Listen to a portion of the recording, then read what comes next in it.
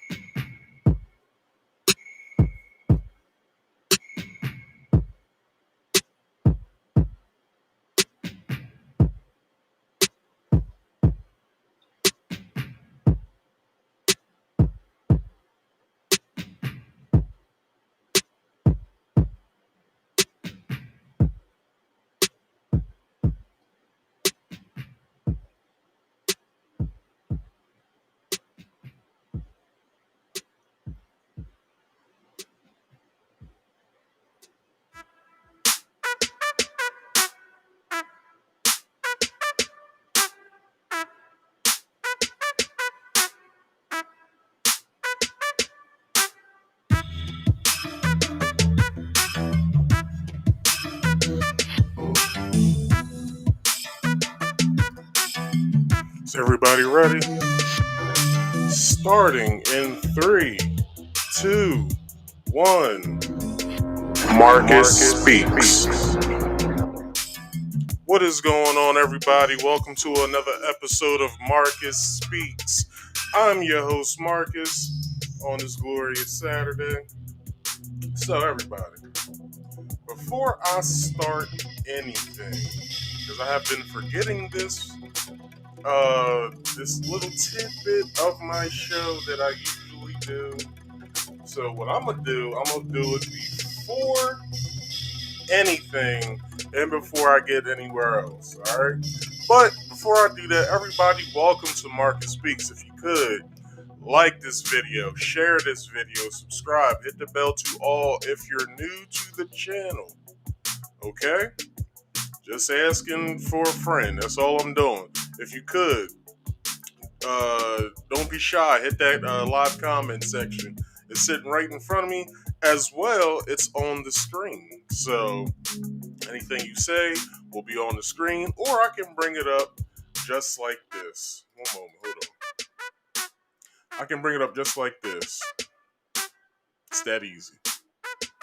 So, everybody, that is the wrong one. Everybody, like I said, welcome to Marcus Speaks. This is what I want to do before I get into anything. I want to go off camera real fast because I'm seeing that my camera isn't where it's supposed to be. So I'll be right back.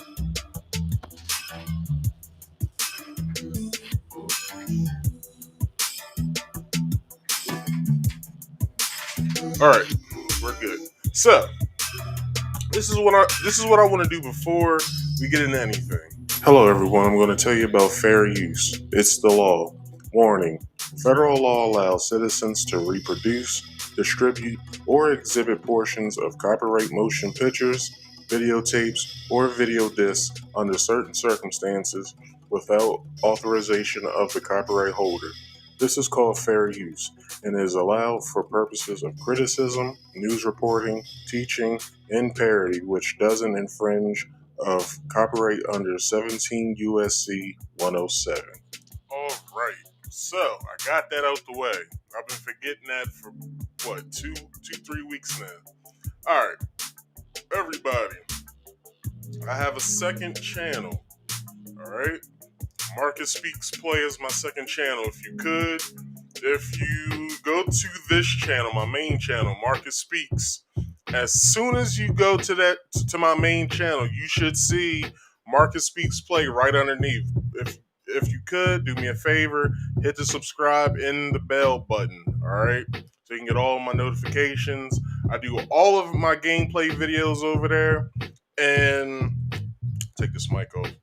And that's basically all it's for. It's for gameplay. So if you like seeing gamers stream their live gameplay, I'm the home that you want to come to. All right. So everybody, I am streaming live. Oh yeah, the link is in the description below. Or you can just go to my channel, alright? Everybody, I'm using restream.com to simultaneously cast to both YouTube and Facebook. For some reason, yesterday, it wasn't streaming to my personal Facebook page. So I had to fix that while I was live. So it is now, this video, you can see it on my personal page, my group page, and my main YouTube page. So the reason why I tell you this is because after this live is done, I take the videos down from Facebook, but the links are in their place. So if you want to watch the replay, if you're not already here, if you're watching this on replay, you're probably watching this from either the YouTube link that I put, or you came to the channel. So it's better if you just come to the channel. All right. So if you have any sort of show idea or topic recommendation or game recommendation for Marcus Speaks Live, because I also do Marcus Speaks Play on here as well, but it streams also to my second channel. But if you have any recommendations or show ideas, please leave them either to Facebook or YouTube comments or live chat. The other place you can you leave that at is my DMs on my social media. And how you can follow me is on Instagram at marcus.speaks.podcast. Also on Facebook at Marcus Speaks, which is the personal page. The group page is Marcus Speaks Podcast. I think you can find it either Marcus Speaks PC or Marcus Speaks Podcast. Try one of them. I don't really search myself, so I don't know how you look for that. But I'm pretty sure if you go to the group portion of Facebook, either the app or the website, type in either Marcus Speaks PC or Marcus Speaks Podcast, you should be able to find the channel. Everything I post on my personal page also gets uploaded to my channel. My group page, sorry. Also my channel as well. But I'm also at Twitter at Marcus Speaks Podcast. No, I'm not. I'm sorry. Marcus Speaks 25. Marcus Speaks 25 is the Twitter. My Instagram is linked both to my group page on Facebook and my Twitter. So anything that I post on Instagram goes directly to either Twitter or Facebook. So everybody, like I said, I have two channels, Marcus Speaks, and my second channel is Marcus Speaks Play, which is my game stream channel. Please go and subscribe, alright? I would love to get 500 by the end of this year on my main channel. I will at least I would say 200 on the second channel before the end of this year. So if you could, help brother out, alright? Help a brother out. Also, please, like I keep saying, please don't forget, Marcus Speaks Play is every Friday at 6:30 p.m. Eastern Standard Time. Please know your time zones, okay? I'm tired of saying it. Be Eastern Standard Time, is which I'm in right now. Then you have Central Standard Time, which is an hour behind that. I'm pretty sure that there's a thing called Mountain Time, which is like Denver and all of them. That's 2 hours behind Eastern Standard Time. Then you have West Coast Time, which is 3. So whatever region you're in, please know it. Please know when I go live, alright? Also, if you could, again, please like this video and share this video, share the channel as well to your social medias, and please subscribe if you're new, and if you're a reoccurring guest and you haven't subscribed, please subscribe and hit that bell notification all so you can get all my notifications. All right. So, everybody, I think I got everything out the way. Yes, I did. I did get everything out the way before I got on here. So, everybody, this is what I want to start with first. Usually I have like a monologue of some sort, but today's monologue is really a story. And this is how I want to get into that story.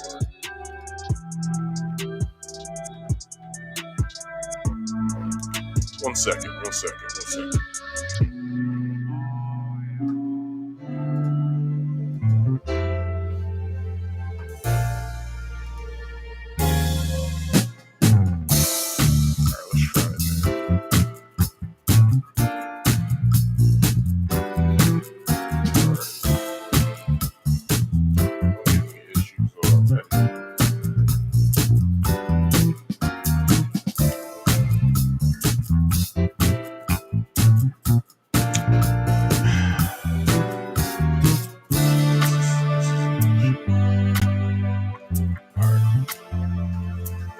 As I'm fixing this,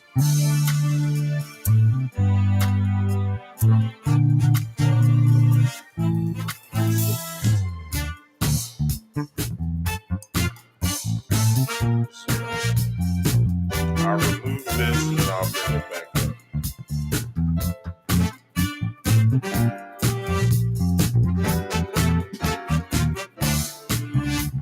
Alright, so then we'll test it.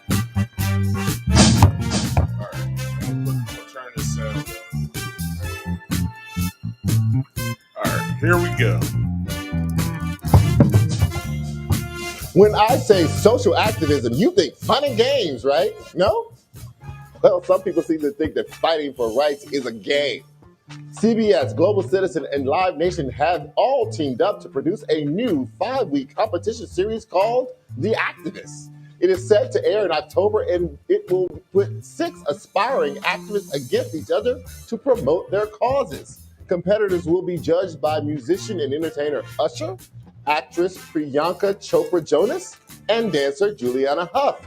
According to the press release, the activists' success will be measured by online engagement, social metrics, and the host's input. Whoever wins will ultimately go to the G7 summit in Italy and try to secure funding from world leaders for their causes. The reaction to the show has been, let's just say, some people felt some type of way. As the Los Angeles Times put it, the main question some people had was, who asked for this and why? CBS is calling this competition unprecedented and first of its kind. Well, maybe there's a reason no one else has done this. Activism isn't a game and it's not performative. Real activists would probably tell you that, but they're too busy fighting for their issues that impact their communities. In some cases, they're literally fighting for their lives.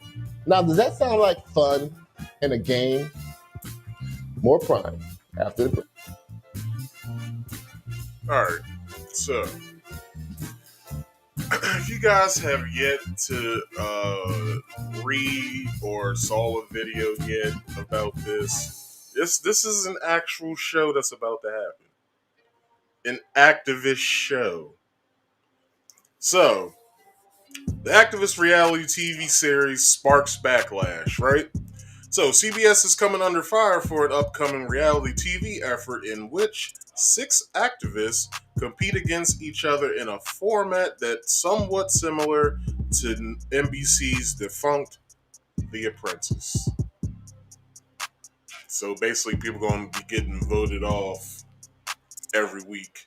So I won't get into how long it is, because it's in the story itself. But this is what I'll get into.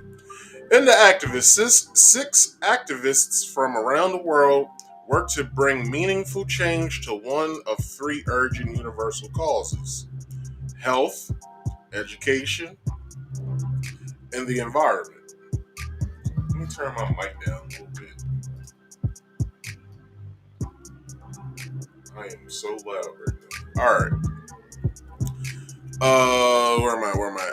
Okay, so the activists will compete in missions, media stunts, digital campaigns, and community events aimed at garnering the attention of the world's most powerful decision makers demanding action now.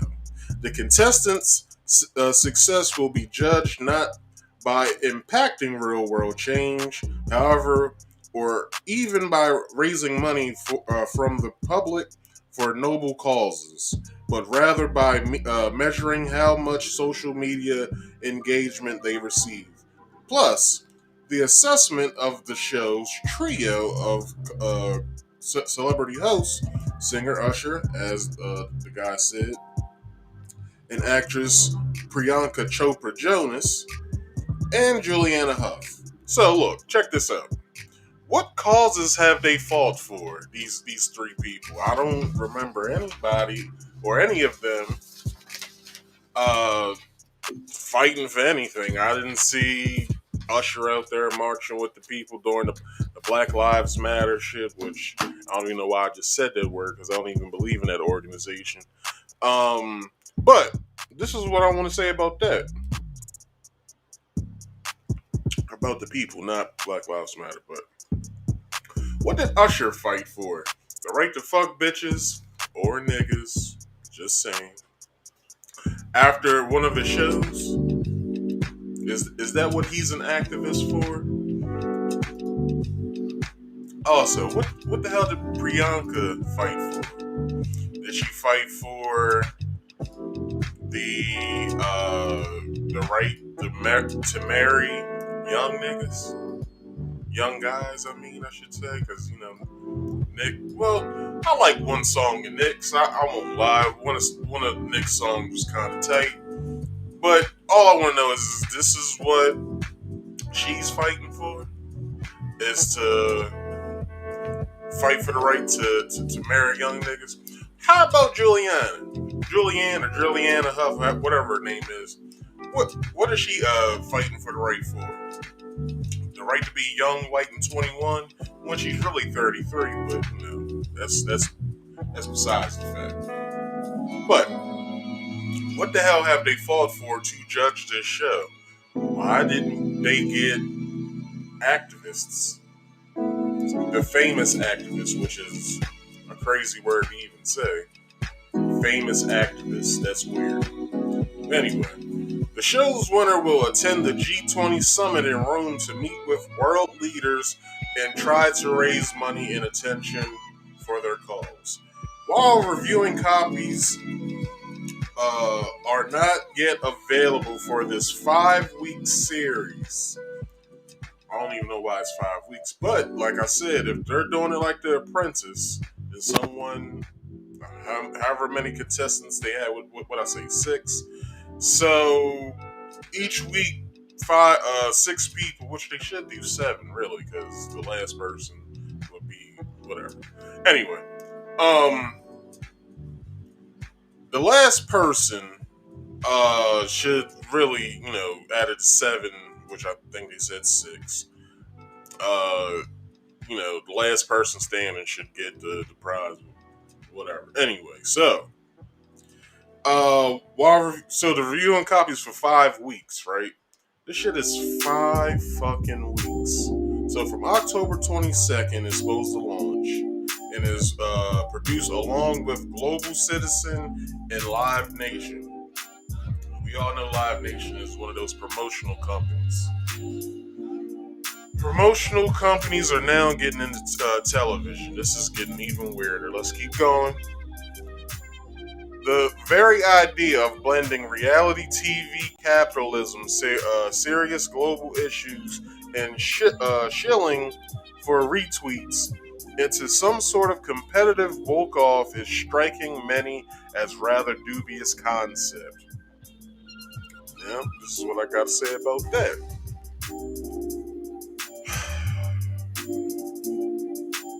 Because they know how it's going to go over.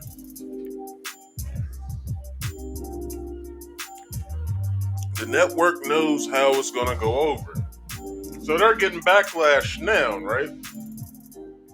Wait until the show happens. You gotta remember, TV is for basically people who have nothing to do and old people. Sorry. Sports is still on television because, you know, um, is it the NBA or let's just say sports organizations? Sports organizations either get paid from said networks or they pay to get their stuff onto these networks. I'm not sure. But you gotta remember, these sports organizations bring in a lot of ad dollars that these companies split with said associations or organizations. So you have sports on TV, then you have bullshit on TV that's just there to sell you merchandise that their sponsors give or whatever, or sell or trying to sell. But this is very, very, very, very. This is a lot of bullshit, if I can say the least. It's a lot of bullshit. So, could very well, could very well be the worst idea for a TV show ever, wrote Andy Wilson, who manages online campaigns for an environmental nonprofit on bleedingcool.com. Measuring the success of activism by engaging in social metric is inherently wrong. I have seen campaigns do incredible, powerful work that isn't qualifiable by how many retweets it got. And I have seen apparently incredibly popular things on social media fizzle and not take hold. Never affect change. This is the same silly notion that is somehow we only get enough signatures on a change.org petition that something will happen. Newsflash, that's not how the world works. And it reinforces the zero sum game ideology that we can't deal with all of our issues together. That we have to pit the interest of environment against health against education, as though these things are like the Highlander, and there can be only one social ill we solve. Sorry, I was having trouble reading that line. All right, let's keep going. Forbes writer Janice Gossam, I guess that's how you say her name, Gassam Asar, described the idea as performance activism personified. It noted, many people lose their lives advocating for the most marginalized. These individuals should be amplified, venerated, and celebrated. Sorry, not the folks who join a show to win competition. If you're going into activism for fame and popularity, then is it really activism? Here's a thought.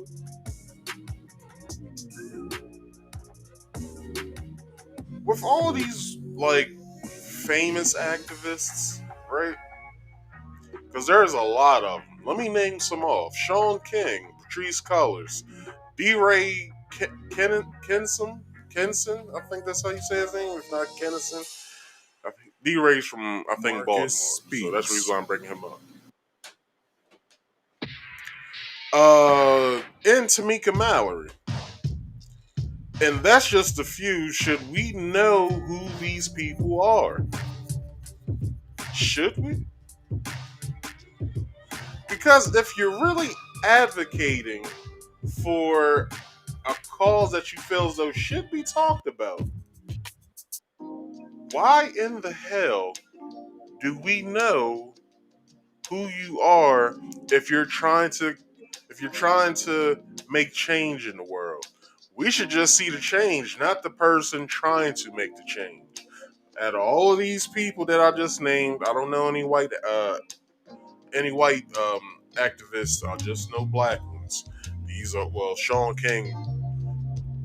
Sean King is talcum white, so we don't talcum white, talcum X, but we don't know who the fuck he is really yet. He said he's black, but some people don't believe him. I don't know. All right, so should we know who these people are? Because you gotta remember, Tamika Mallory, she has Until Freedom. I think that's what her organization's called, and she's doing freaking Cadillac commercials. Then you have Patrice Khan Colors, who I believe was one of the heads of the Black Lives Matter organization. Her and two other uh, queer women started along with her.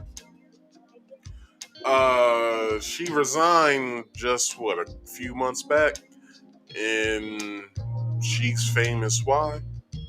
Because she started an organization. Now, look, do we know anybody out of the NAACP other than what's her name, the white woman that thinks she's black, whatever her name is?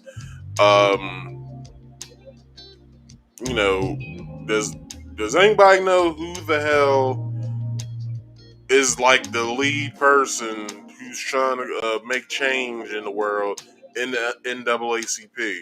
Do we know anybody from the Southern Christian Union? I think that's the I think it's the Southern Christian Union. Do we know who the hell is causing change with them? I think we don't. So why the hell do we know these four people I just named? Just a thought. Think about it. Now, let me continue.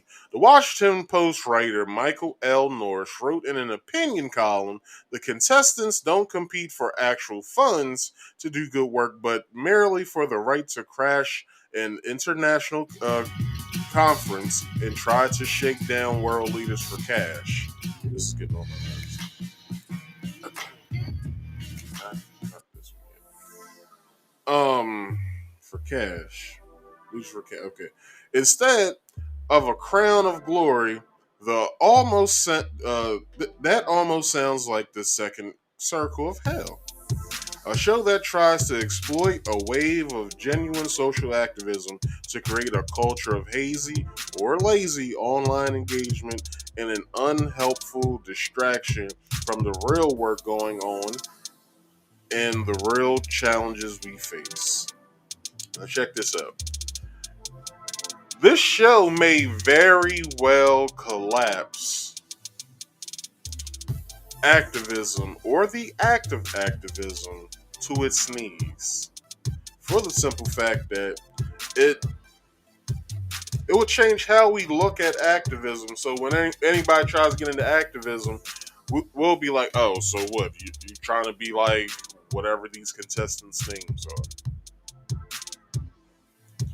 Like, this is what we're going to start, by and large, probably within the near future. This is probably how we're going to start looking at people who are trying to become activists.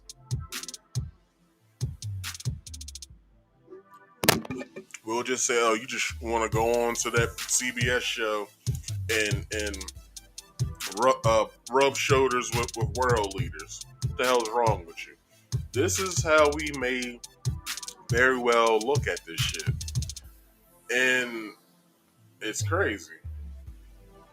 It's crazy.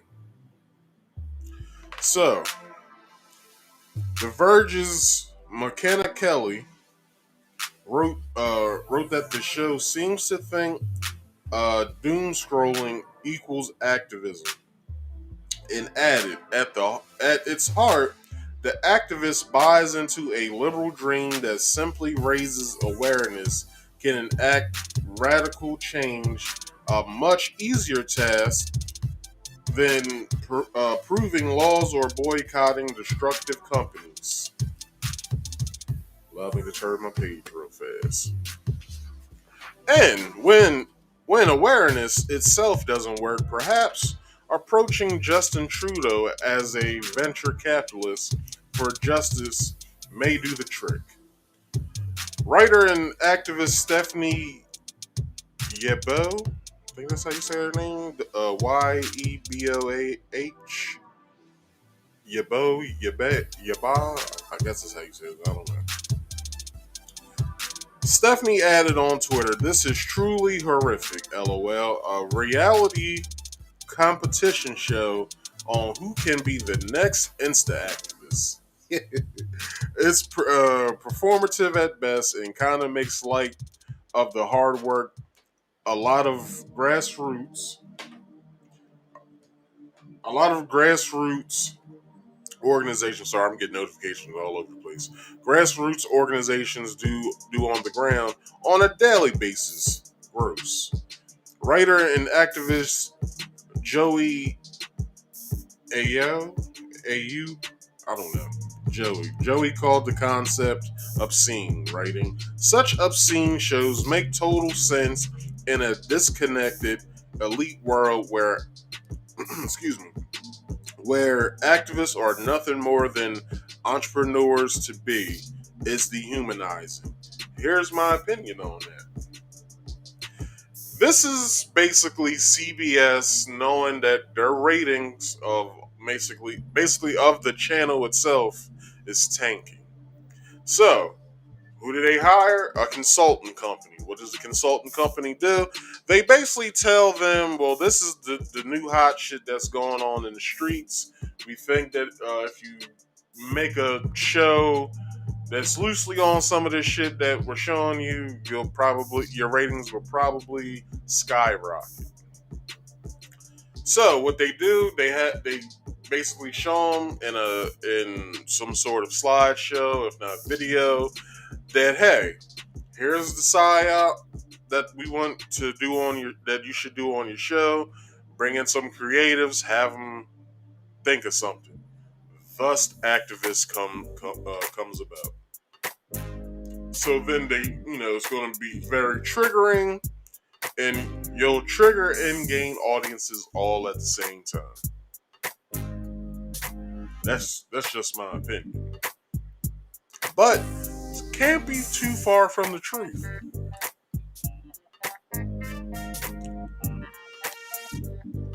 Because all companies have some sort of consultant firm that they go to then try to have them, basically think about, hey, well, we was thinking this to make your company better. That's all that consultant companies do. They consult I'm missing a word. They consult their God damn it, why am I blanking on this word right now? Anyway, they consult the company that then, hires them to tell them, well, this is what you should do because this will make you some money. And then it happens. So, where am I at? Hong Kong journalist Yin Chan wrote, "As activists are jailed, maimed, and killed around the world, this is grotesque. Even The Onion snarked in its eternal 'What do you think?' mock opinion survey. I'll watch this show if I can write it off on my taxes." Check this out. The Onion is a tabloid, and they're giving CBS the business right now. You gotta remember, The Onion, a tabloid in general, They give you basically bullshit ass pieces of news, such as like the gossip bloggers here on YouTube. They give you bullshit ass news that nobody really wants to know, that's normally never rooted in the truth. But now they're speaking out and they're giving CBS the fucking business right now. So this is a bad show and no one has seen it yet, and everybody's calling it bad. It sounds bad just thinking about it. So, where am I at? Okay, I'm almost done. So, CBS has no comment. CBS has no comment about the blowback, but Hugh Evans, CEO and co-founder of Global Citizen, wrote in his in a statement that Activist is a first of its kind competition series that will inspire real change as the series progresses from the United States to Rome for the activists' final challenge at the G20. The audience will see the activists' and commitment for their causes tested as they petition world leaders to take urgent action. Action 2. Sorry, hold on, I have to turn my page again. Resolve the interconnected crisis we face. Now look, that's a whole bunch of bullshit, and they know. Sorry, I keep hitting my mic, but that's a whole bunch of bullshit, and they know. This is what they need to do: scrap the damn show altogether. It makes no sense. Just stop it. It's ridiculous. All right, let's get into this next one. That was my monologue. All right. So here's my first story. Manhandle. Ryan Alana McLaughlin fights MMA as a woman, easily pummels opponent into submission. Now let me show you what this dude used to look like. This is him. I don't know if I have his picture. Yes, I do. This is him when he was in, pretty sure, the army, right? This is what he used to look like.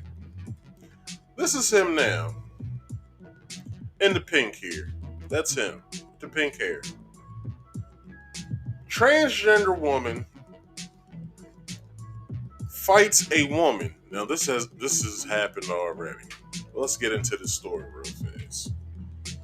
Never hit a girl, my mom always used to tell me growing up. There's a good reason for it. The absolute total body strength of biological females on average is only 2/3 that of biological males. A review of 9 different studies on gender strength revealed that female lower body strength is about 72% of what men yield, but the upper body strength on average is even less at 55%.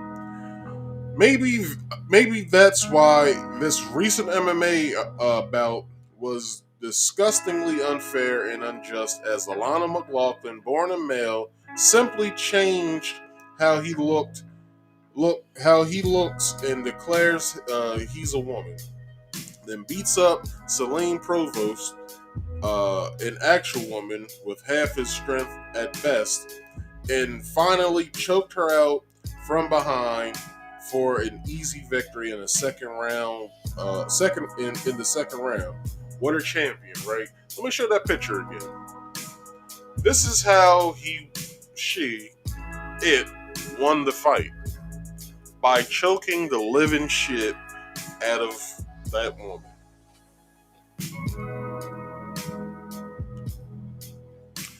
Now, let me tell y'all something. If y'all never been choked out before, it's not fun.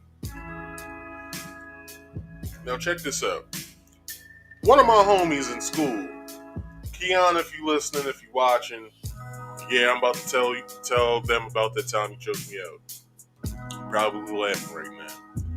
So, me and my boy Keon, we was playing around one day, right? We was walking up to our other homeboy's house, and we was steady just, fucking with each other. No homo. So my boy Keon was like, look, if you keep on, I'm gonna choke you out. I said, man, fuck you, right? And I pushed him. So I walked away from him, thinking that it's over. So Keon then gets me in a rear naked and holds that bitch. I'm trying to get out, but he's like, nah, it ain't happening. I'm still trying to get out. I'm in as my airway is being blocked from him choking the shit out of me. I tapped. I said, man, fuck that. Look, if you like I said, if you haven't been choked, it's not fun. You can't breathe, number one, so that sends you into a panic. Not only that, you're trying to fight it with less air, and if you can't break it, then it's some bullshit. So, Keon, if you saw this and you watched it, hey man, again, fuck you. If you come to my house and try choking me out again, it ain't gonna be as easy as the first time. So. This is him. This is him, the Alana guy. What was his real name? Ryan. This is Ryan Alana McLaughlin choking out Celine Provost. Now, this wasn't actual what's the it wasn't the UFC. There's like I think two or three other like UFC like companies or whatever, and they come on like different channels or whatever. So,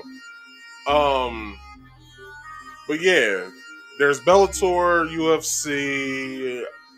I forgot the other one, if not two, but anyway, yeah. So this is probably these companies, not UFC or Bellator. If it was Bellator, then shame on you. That are allowing these fights, right?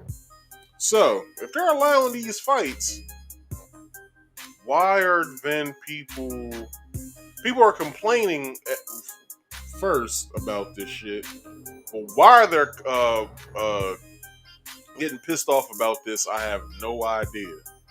Because for the simple fact that these people are seeing this, they're watching it live, if not at home, and then they're getting pissed off at it afterwards. There should be no reason why you should. You paid your money. It's not like you can get it back. You should do your research about the person beforehand before either going or buying said fight. Alright? So, what's next? Will Shaquille O'Neal put on a wig and join the WNBA, then dunk on all the women's heads 50 times a game? And now I tell you, that may help out the WNBA, because the WNBA been fucking struggling for years. They've been struggling for years. Alright? Now, if, like, come on now, let's say the worst players go to the WNBA that's in the NBA. Wouldn't that be fun though? Like, it'd make the girls work a little harder. Like, come on. The WNBA only comes on 3 months a year. And then that's it. They're struggling. They need their ratings. Now check this out. This is the Alana dude that thinks that he's a woman. And they blocked out her face for a reason. Because oh my gosh, she looked bad. So, this is the New York Times, says, transgender fighter Alana McLaughlin wins MMA, what was it, debate? I guess they meant bout, but anyway. But yeah, that's Alana after the fact. Anyway, so, did you know that the world's strongest men can squat more than half a ton and bench press more than 700 pounds? It's true. Biology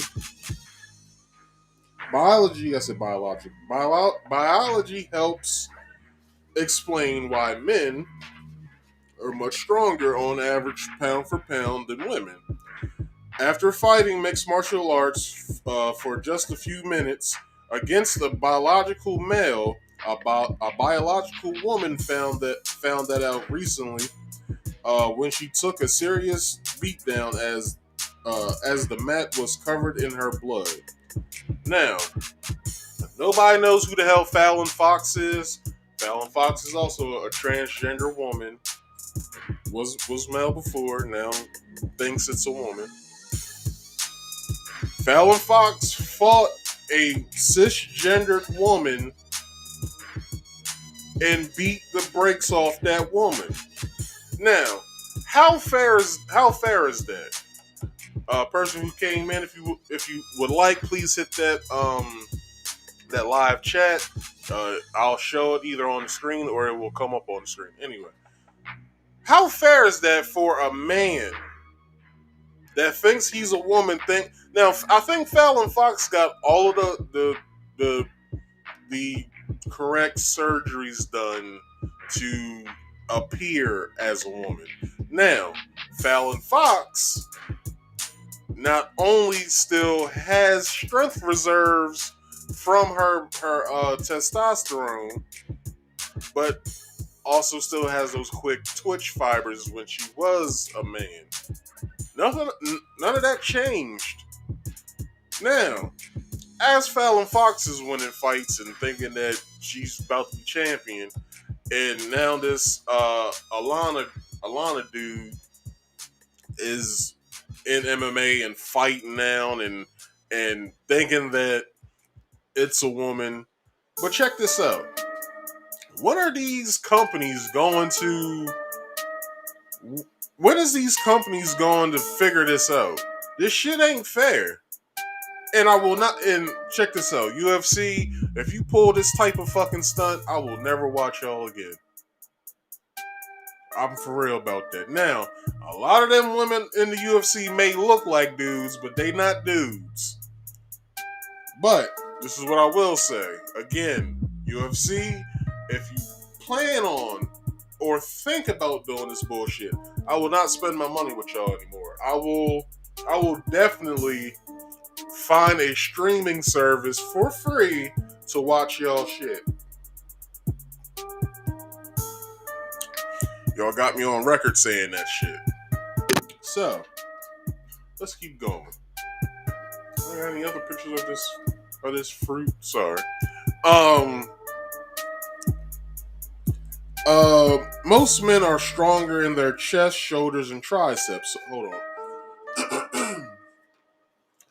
The shoulders and triceps, which would explain why the woman in the fight got manhandled and the fight ended in a rear naked chokehold. Here are some Twitter influencer comments, and Ryan, the man himself, oops woman, as a special ops soldier 5 years ago. I just showed that picture, but I will show it again. That's Ryan before he became Alana.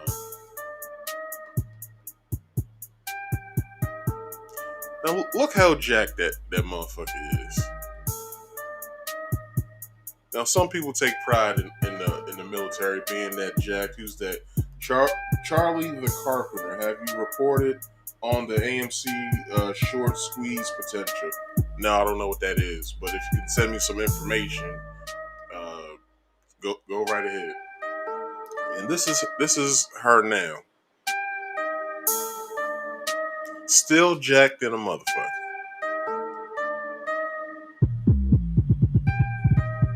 Anyway.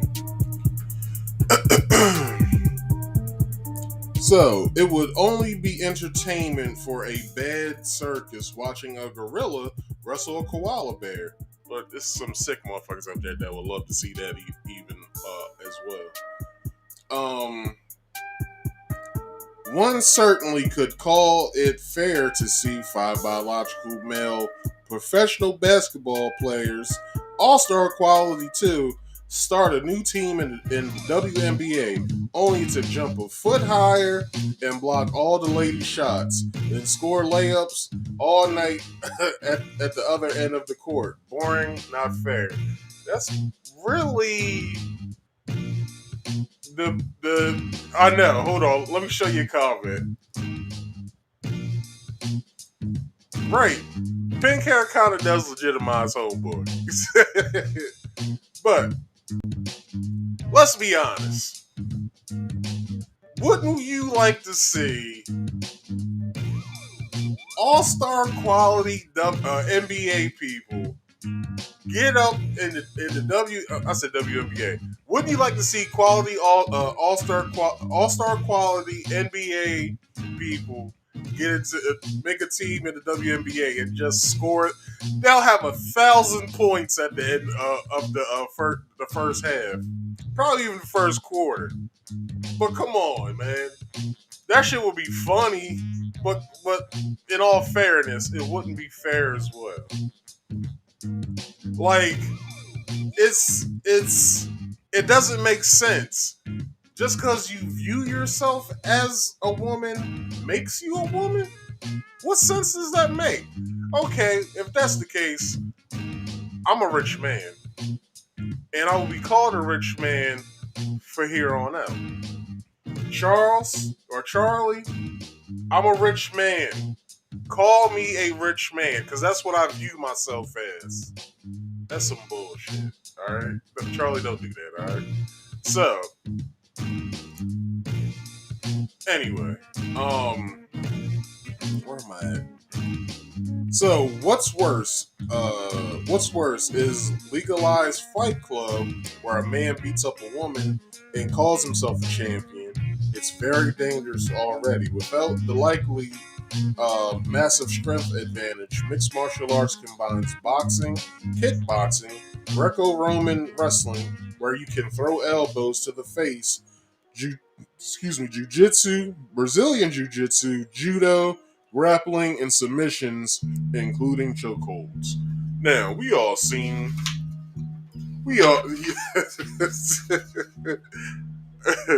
no, we all seen that. Thank you. I'm a rich man, Charles. But anyway, if you could subscribe as well on YouTube, and you can subscribe to my second channel as well. Let me bring that up as well. What that all looks like. My first channel is Marcus Speaks. Second channel is Marcus Speaks Play. You'll find that on the main channel. Just subscribe to both for me, please. And the other person is, I see it's 3 people in here. Could you please subscribe? All right, I would gladly appreciate it. So, sadistic liberals trying to ruin MMA, which they are. This seems a sadistic sport for men who claim to be women to fight actual women, but it's happening, and the victors believe they are earning their spot in the limelight, possibly reaping rewards of popularity, winner purse, no pun intended, sponsors, and endorsements. But let me hold it right there real fast. They are garnering fame and being in the limelight, getting sponsors and endorsements, only for the simple fact that they're transgender. That's the only reason why. It's not because they're a good fighter. Again, okay. So you tell me a man, and I'm not saying that I can beat let's say Chris Cyborg. I'm not saying I can beat Chris Cyborg, but I could possibly get some licks in, and she could stagger a little bit. But I'm not saying I'm gonna win that fight.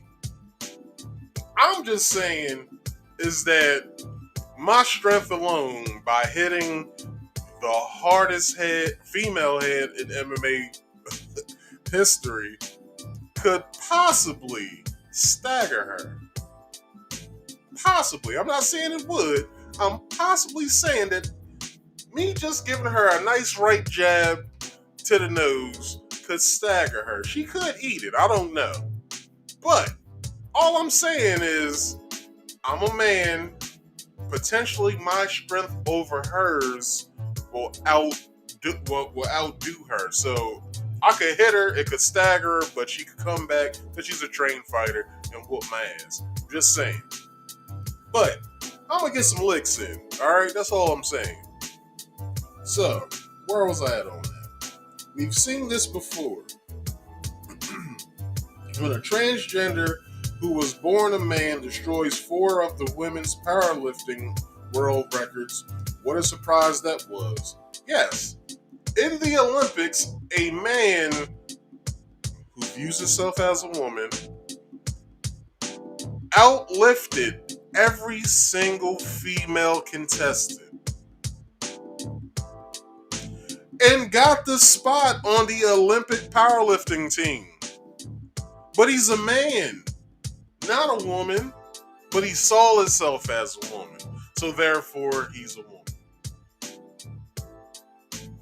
This country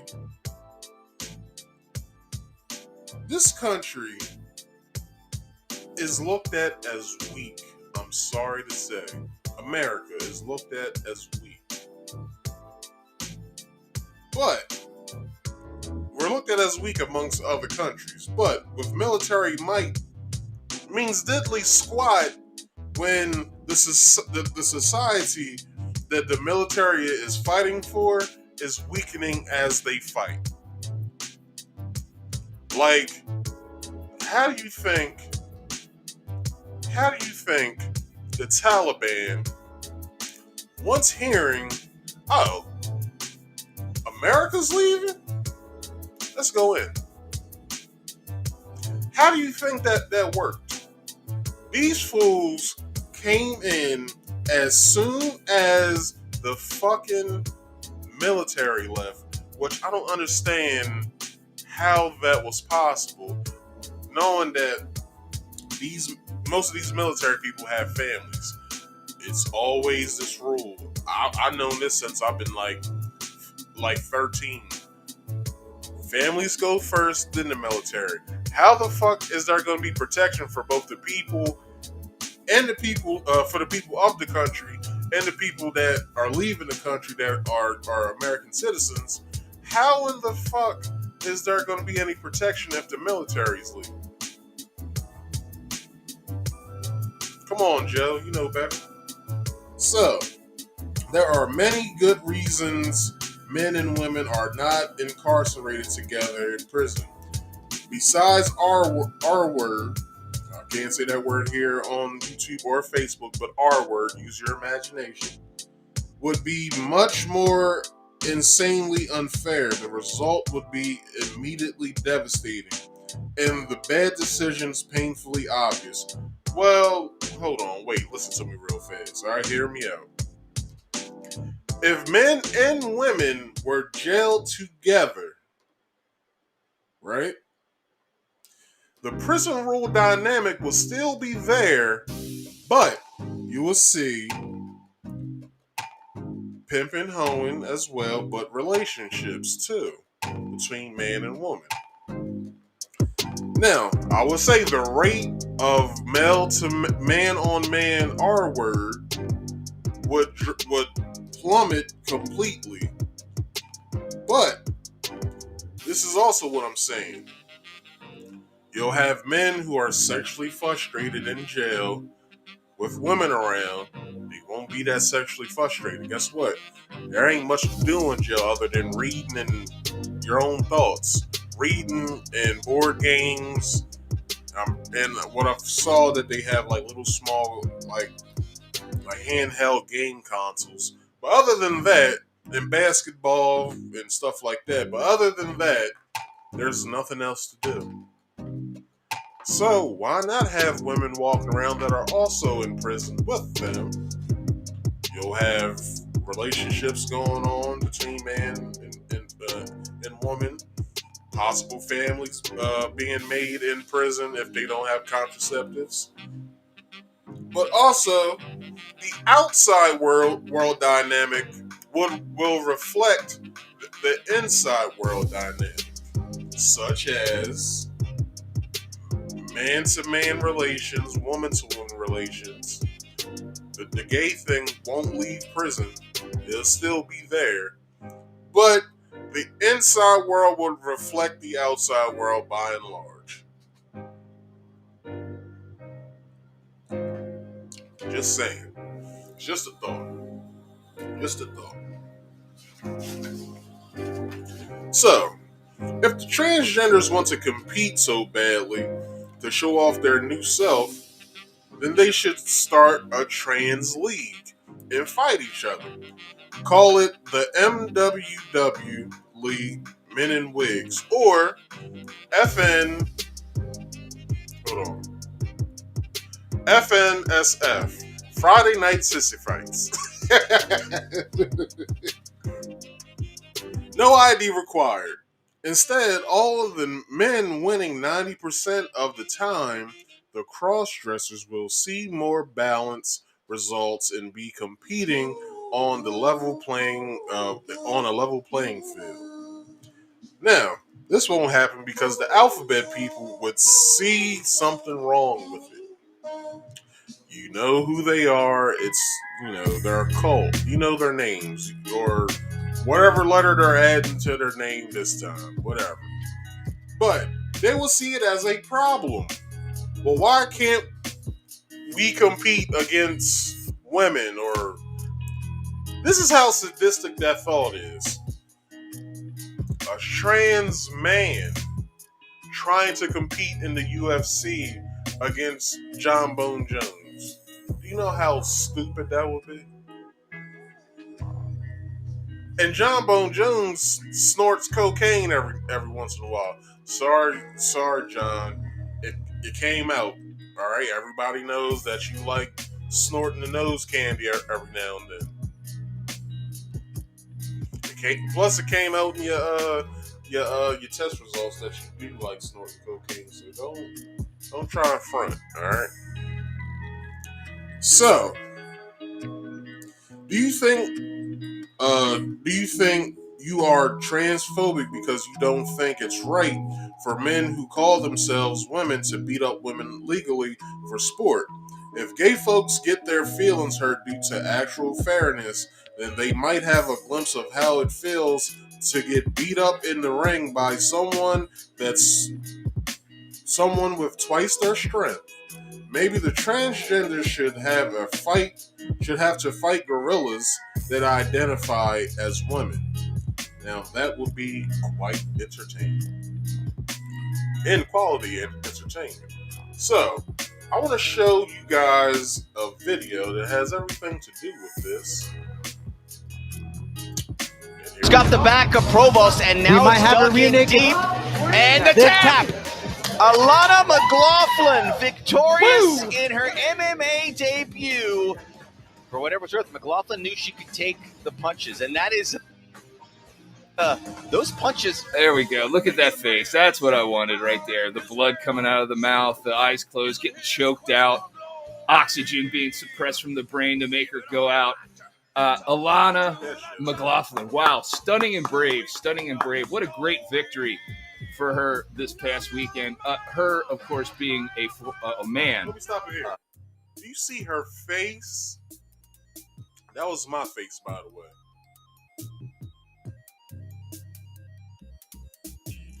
That shit is fucking scary. My gosh, man. Like, when was the ref gonna stop the fight? And the ref should have stopped the fight once the bell rung. He just said, all right, our winner is Alana. But somebody sanctioned this shit.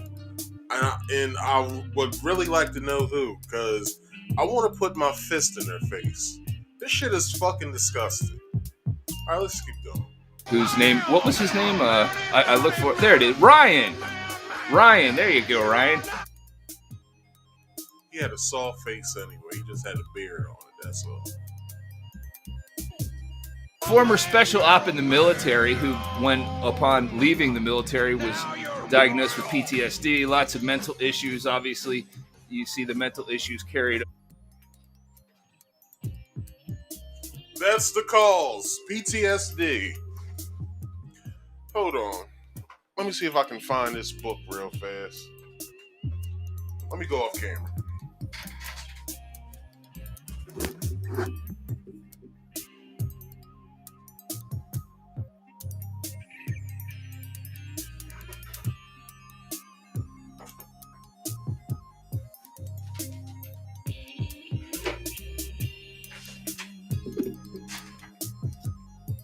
Okay, I'm here. What I have in my hand right now, let me dust it off. I ain't read it in a while. I ain't looked at it in a while. Alright. The book I have in my hand right now is the DSM-5, the Diagnostic and Statistical Manual of Mental Disorders. Now, PTSD, which I won't spend the entire time trying to look this up, but in no way, shape, or form am I a psychiatrist, psychologist. I just have the book, all right, because I like to read. And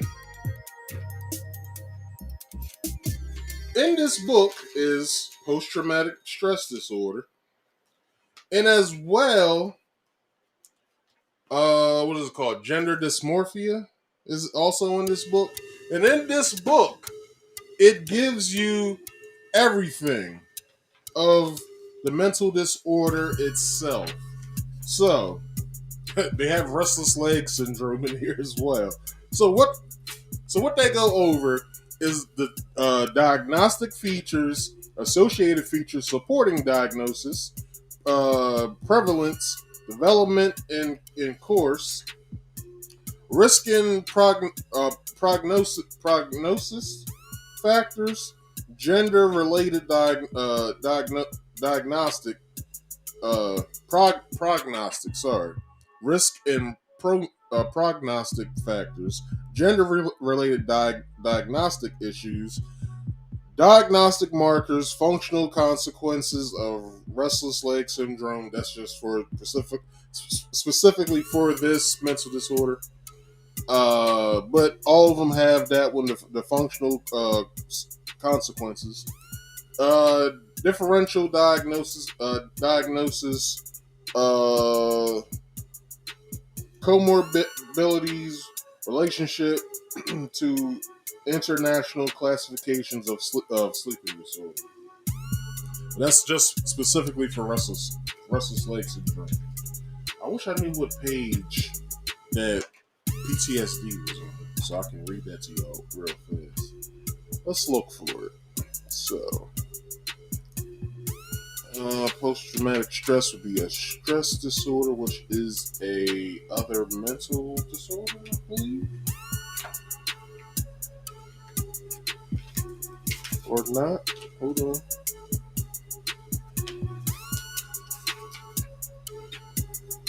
Neurological, substance abuse, gender dysmorphia. Gender dysmorphia, like I said, that's in here. Other specific gender dysmorphia, unspecific gender dysmorphia. Like I said, it's in here. That is on page 452. Sexual dysfunctions. Everything of anything that has to do with diagnosing someone of mental disorders are in this book. It's a big ass book too. Depression disorder, not that, but bipolar, schizophrenia, and other psychotic disorders.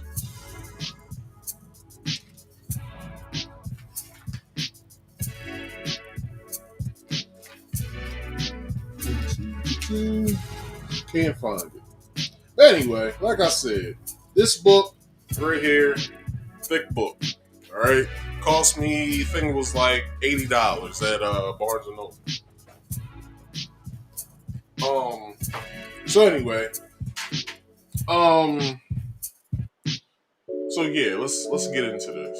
Over into transitioning into what they believe to be a female, because men can have babies now and everything too. In case you didn't know, I mean, that's just the way we go here. That's the way we roll in America. So you women, take a look at that face. Really, really good, long look at that face being choked out there. With a man choking her out. Women always lose in clown world. Because in clown world, they want to separate you from your femininity. They want to separate you from what it really means to be a woman, a lady. And they try to make those differences between men and women to be a bad thing, when it's the real women out there that the real men are after. But yet, when we can have men pretending to be women, beating the living crap out of women and saying that that's a fair fight, that is the epitome of clown world. And guess what, women? You lose. Exactly. No. Thank you for watching. And all right, so he holds the same sentiments as I do. This shit is not fair. It's not entertaining, and it's not cute. So whoever the fuck is allowing this to happen, please hold still so I can punch you in your face, alright? So, let's turn this a little bit. Still on the same type of subject, but let's turn this. District Court dismisses case seeking to block transgender athletes from participating in women's sports. A federal district court recently dismissed, which is not really recently, this happened like in February. But anyway, dismissed the case filed by the families of 3 female high school athletes against the Connecticut Interscholastic Athletic Conference, CIAC, and the Board of Education in Cromwell, Glastonbury, Canton, and Danbury. The lawsuit was filed in February of 2020 in an effort to block transgender athletes from participating in women's sports in the state. 2 days after the filing of the case, Chelsea Mitchell of Canton High School edged transgender athletes.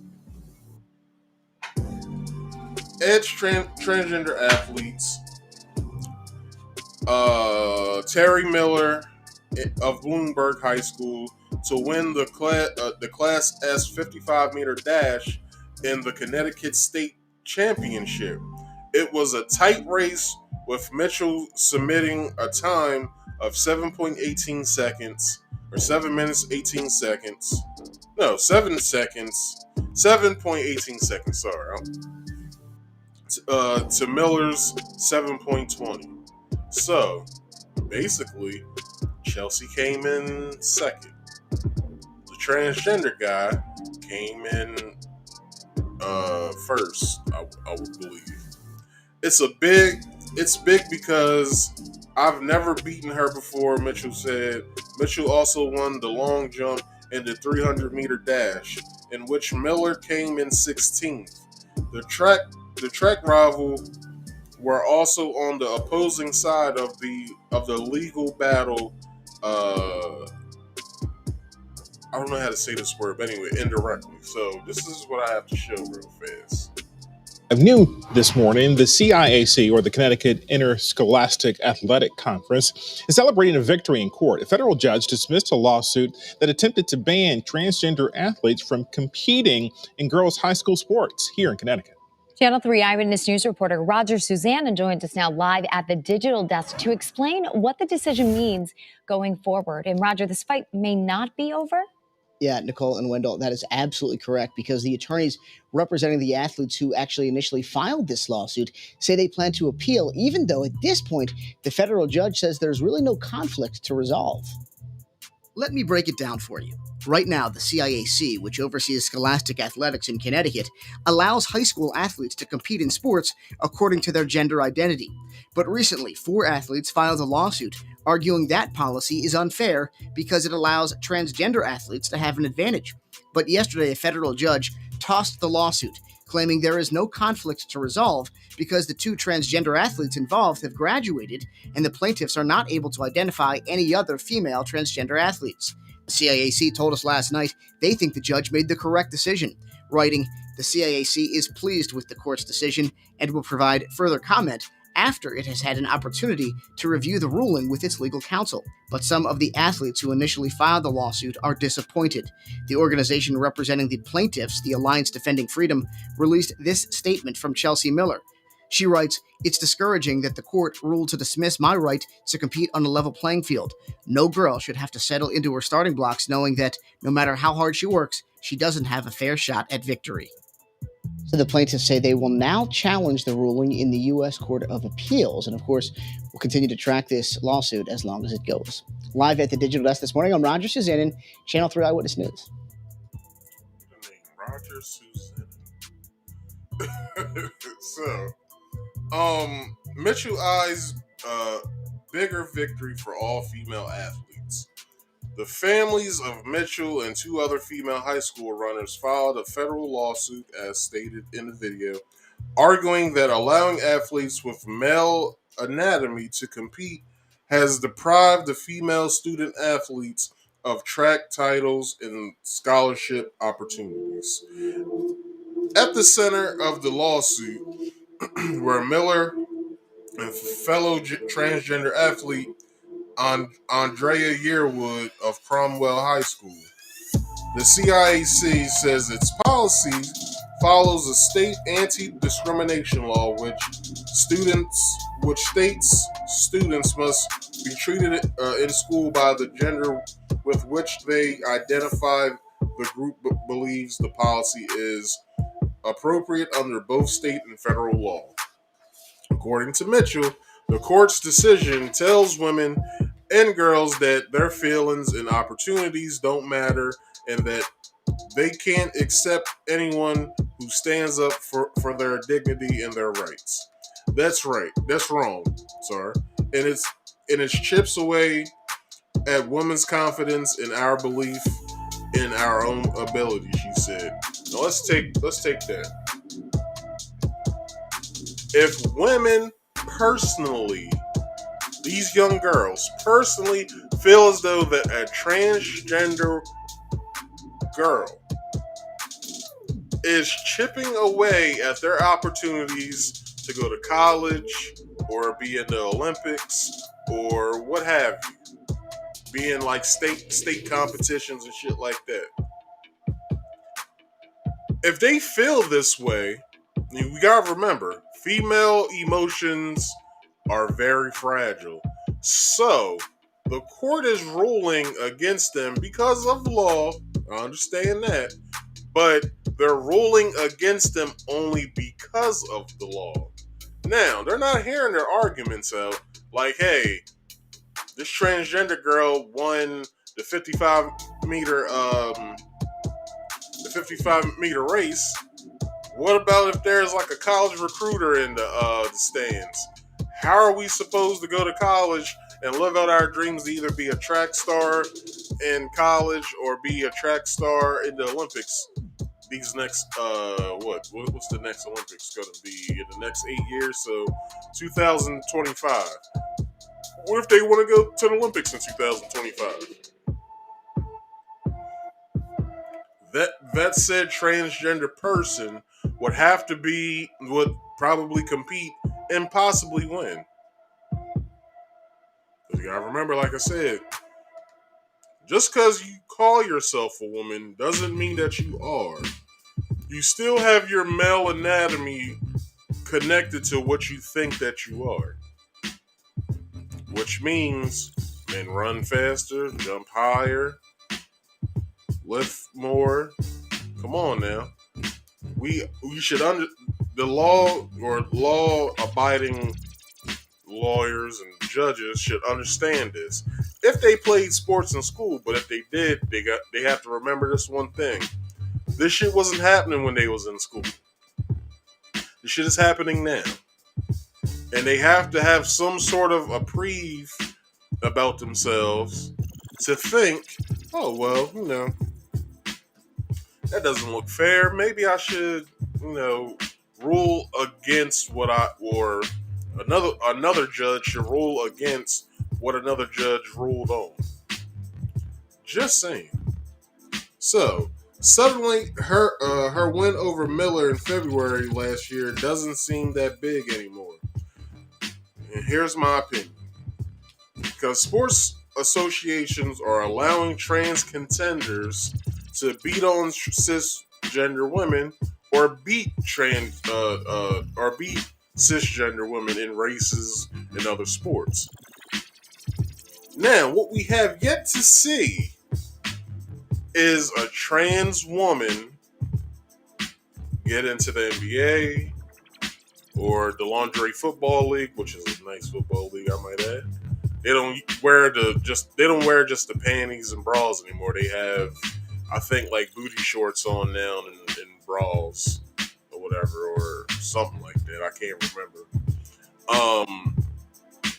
But yet has there been a transgender woman in these said associations? Until that happens, then that's when public opinion is going to change. Hell, a transgender man in the NBA will garner that type of attention. Although that player will be benched their entire career, I'm just saying. But that type of that of what I'm speaking of, it won't get any type of national attention until it happens in one of these leagues. Just saying. I keep forgetting to turn my sound off.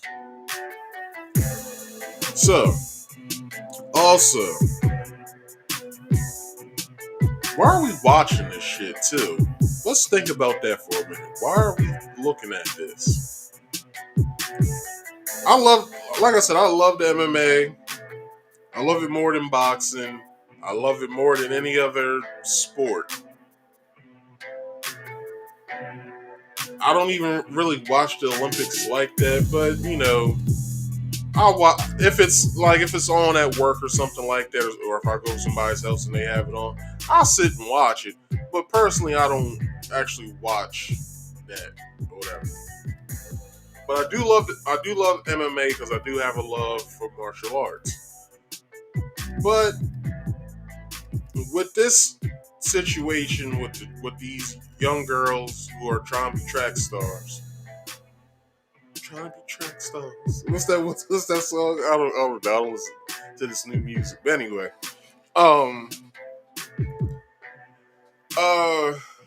But if I'm paying my hard-earned money to watch said sporting event, but one of the fighters is a man, biologically a man, but they view themselves as a woman, and there's a bloodbath, there's not really a fair fight, I'm not gonna pay for that shit. I'm not gonna pay for it. I'm not gonna allow these companies that sponsor these events to trick me into buying their products. I'm not gonna do it. I'm not gonna fucking watch. Like I said, I'm either gonna find some sort of free means of watching it, and I'm not gonna pay my goddamn money.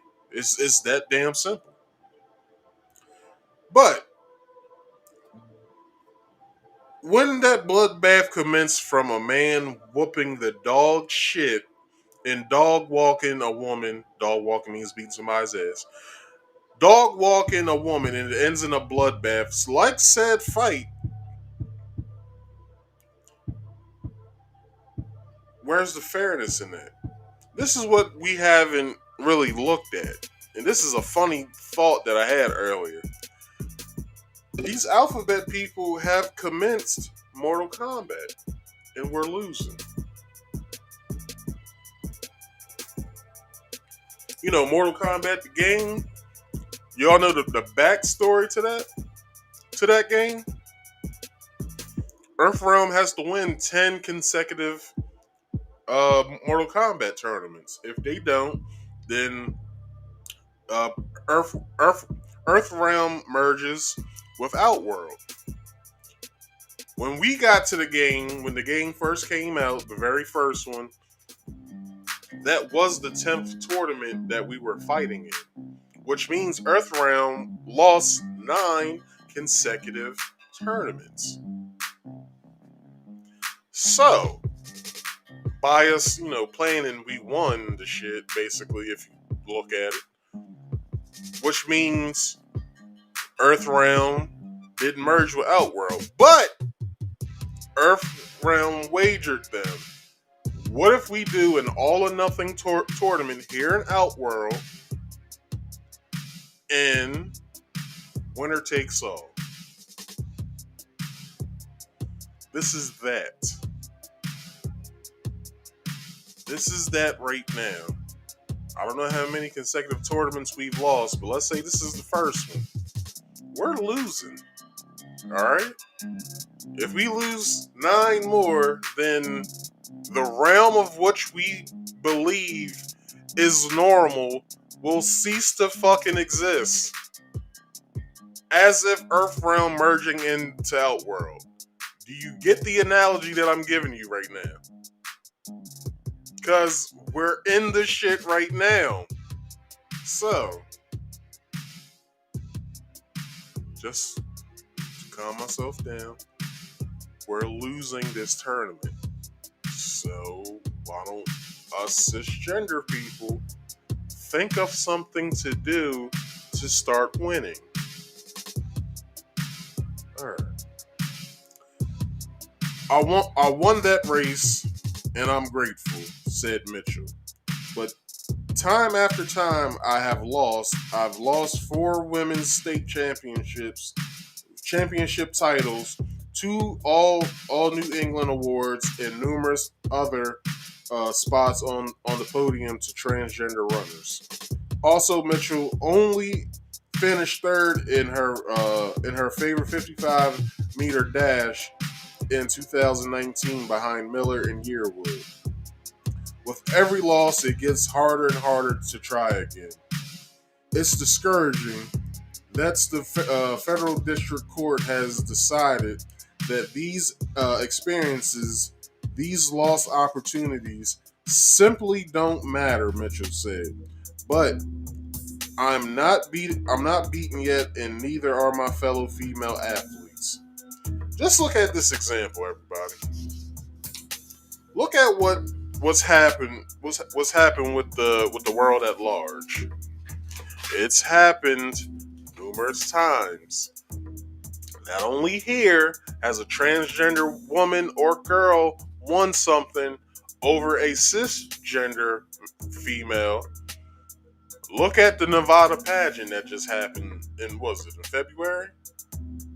A transgender woman won the Nevada Women's Beauty Pageant. A transgender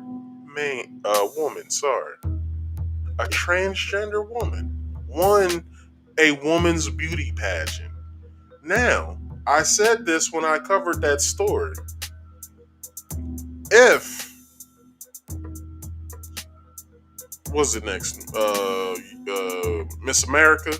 So if that person wins Miss USA, they go on to the Miss Universe pageant?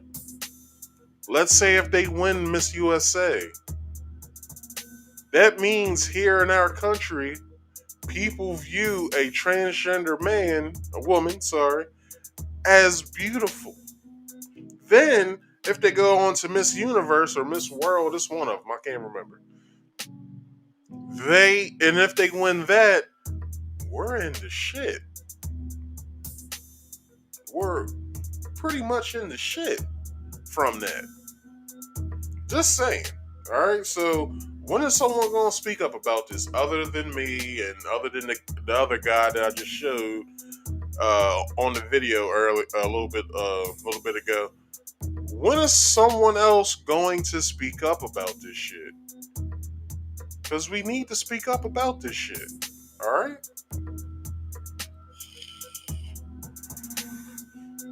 How much time have I spent on this? Damn, I'm almost at 2 hours with just one story.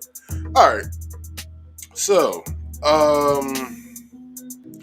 though the Alliance Defending Freedom (ADF) attorneys Mitchell and her fellow athletes are taking the case to the Court of Appeals of the Second Circuit. We are going to ask once again for the court to recognize our right to fair competition, Mitchell said. We're fighting not just for ourselves, but for all female athletes. Now, I commend these three girls and their families for doing this fight. Not, the fight, not fight, but this court battle. I commend them for doing this because let's say this. Let me be devil's advocate real fast. Let's say they lose the Second Circuit Court appeal as well. What does this mean for future female athletes? Now, I understand athletics isn't everything, but there are certain kids when they're in school, either they get a passion for playing a sport or their parents give them the passion to play said sport. So what happens when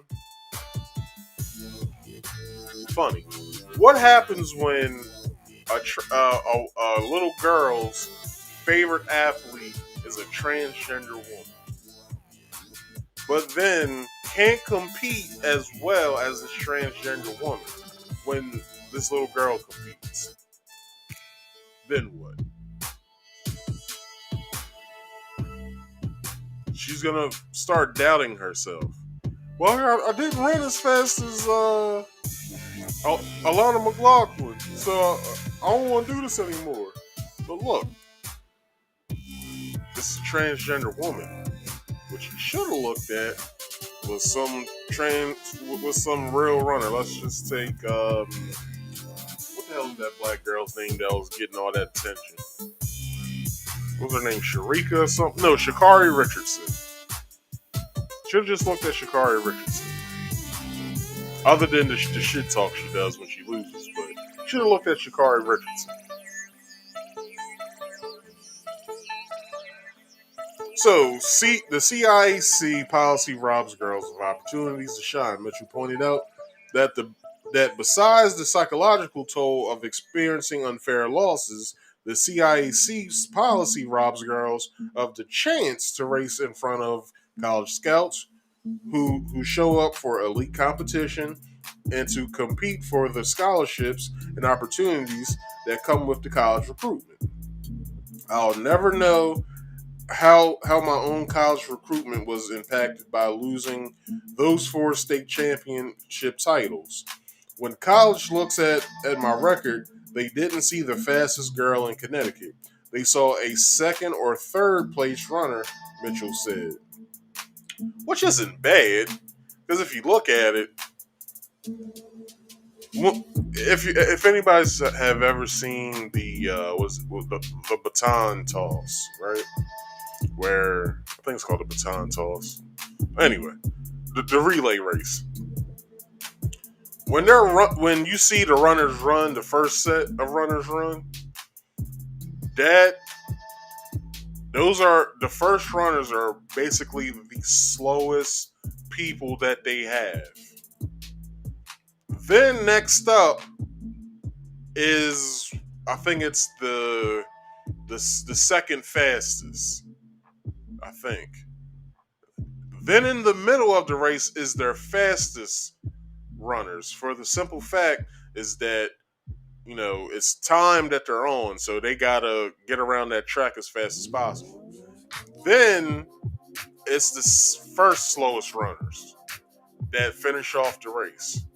Which, whatever, if whatever team, let's just say, was it like 6 spots? So let's say that, I'll just take a number, row 3 is in the lead, then their first slowest runner, it doesn't matter because they're in the lead, they got the best time right now, and they could win the race. It could go either way, but their time, because it's just a movie I watched. This dude was talking about how someone else that was a good runner was slowing his time down. Anyway, but I think that's how they structured. It's the slowest first, the second fastest second, then the fastest third, then the first slowest. So I think that's how they rotated. But I think that's really how they structure it, though. So, where am I at?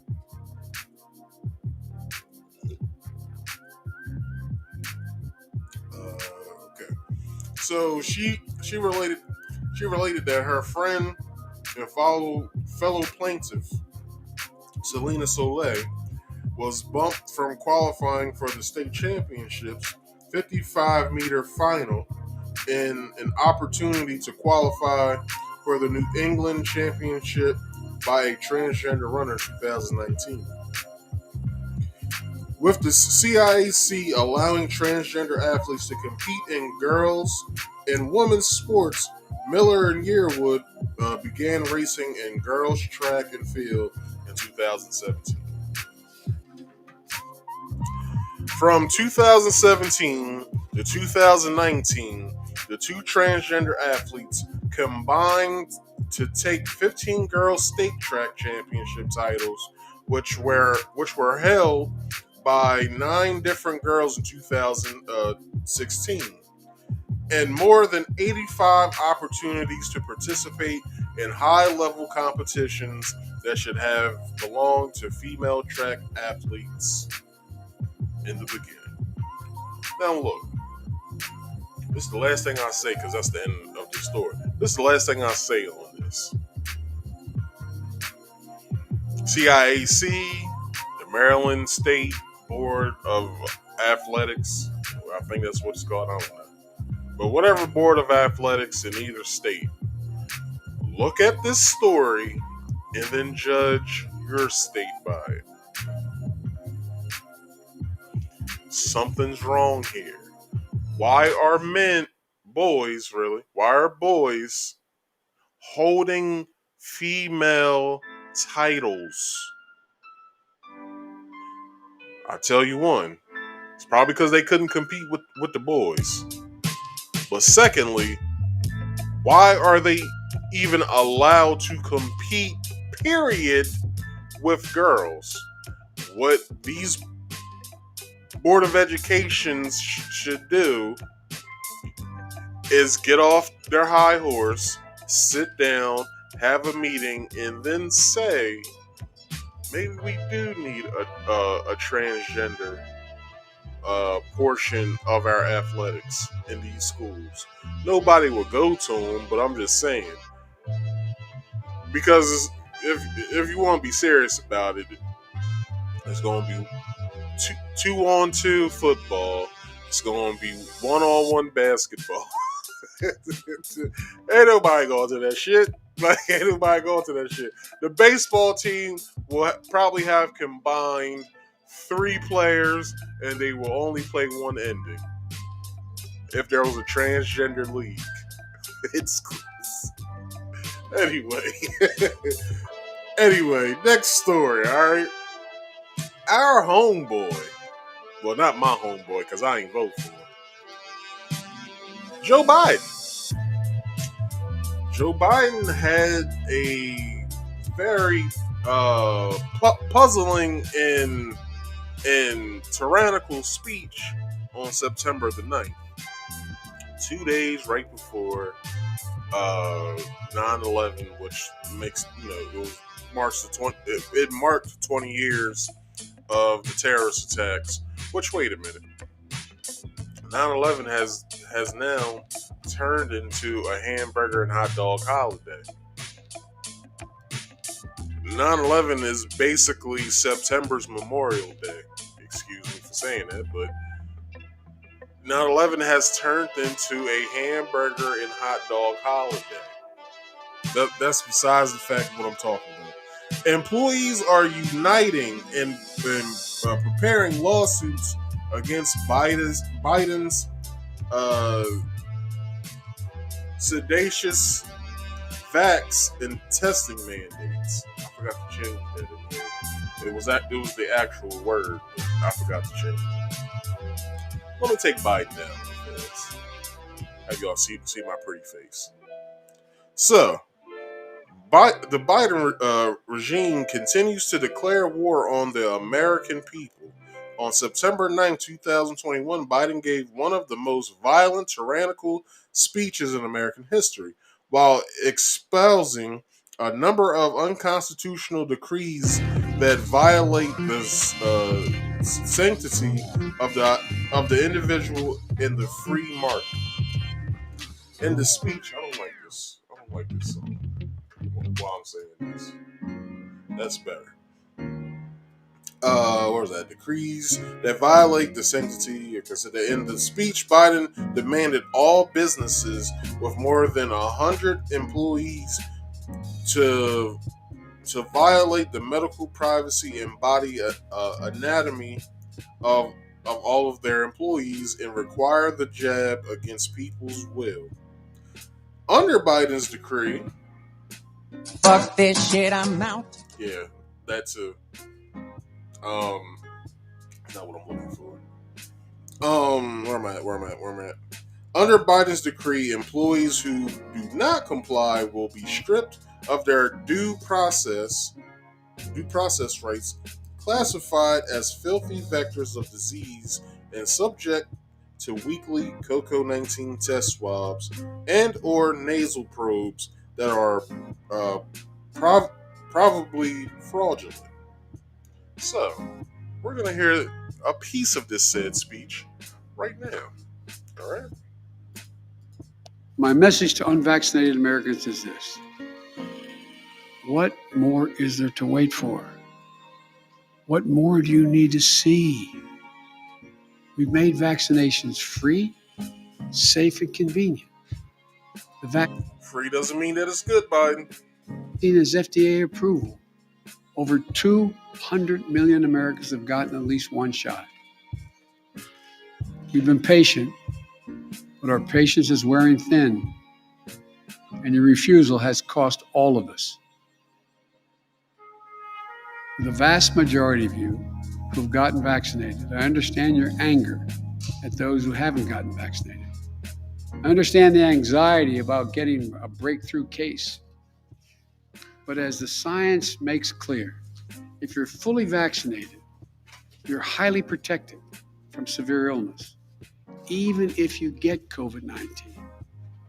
In fact, recent data indicates there is only one confirmed positive case per 5,000 fully vaccinated Americans per day. You're as safe as possible, and we're doing everything we can to keep it that way. Keep it that way. Keep you safe.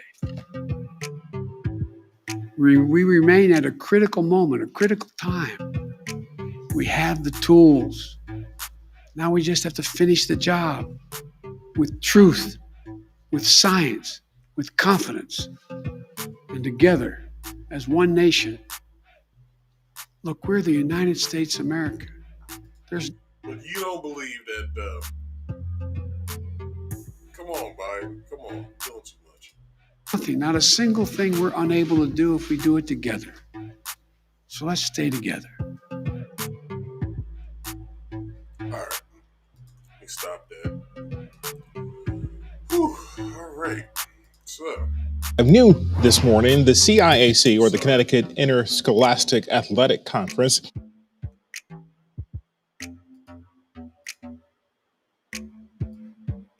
All right.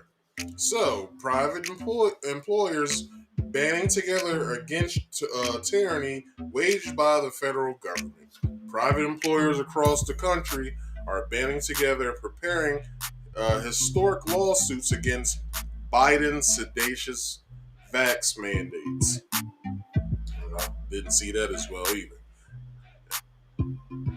Y'all know what I'm saying, because this story and the next story, I had to go through it. I had to go through with a fine-tooth comb to take out various words that won't get me deplatformed from both Facebook and YouTube. So, if y'all hear me say a word like protein, I mean something that has to do with COVID-19. COVID-19, you can already know what that is. All right.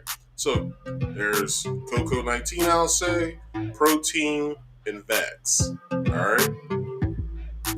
So, and I'll say facility instead of an actual place setting of said stuff. And what's another word I'll say?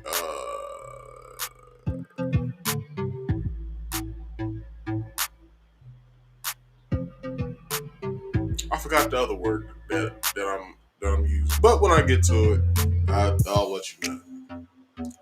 So, private employers. Okay, so Charlie Kirk from Turning Point USA tweeted out, mandating vaxes for our 170 plus full-time employees at Turning Point USA, no chance. We will sue you, Joe Biden, and win. Angelina Morabito, spokeswoman for Campus Reform, tweeted that Biden's sweeping mandate will be challenged by millions of companies. If you listen really closely to the live stream of Biden's speech, you can hear the sound of a million lawsuits being filed, she wrote.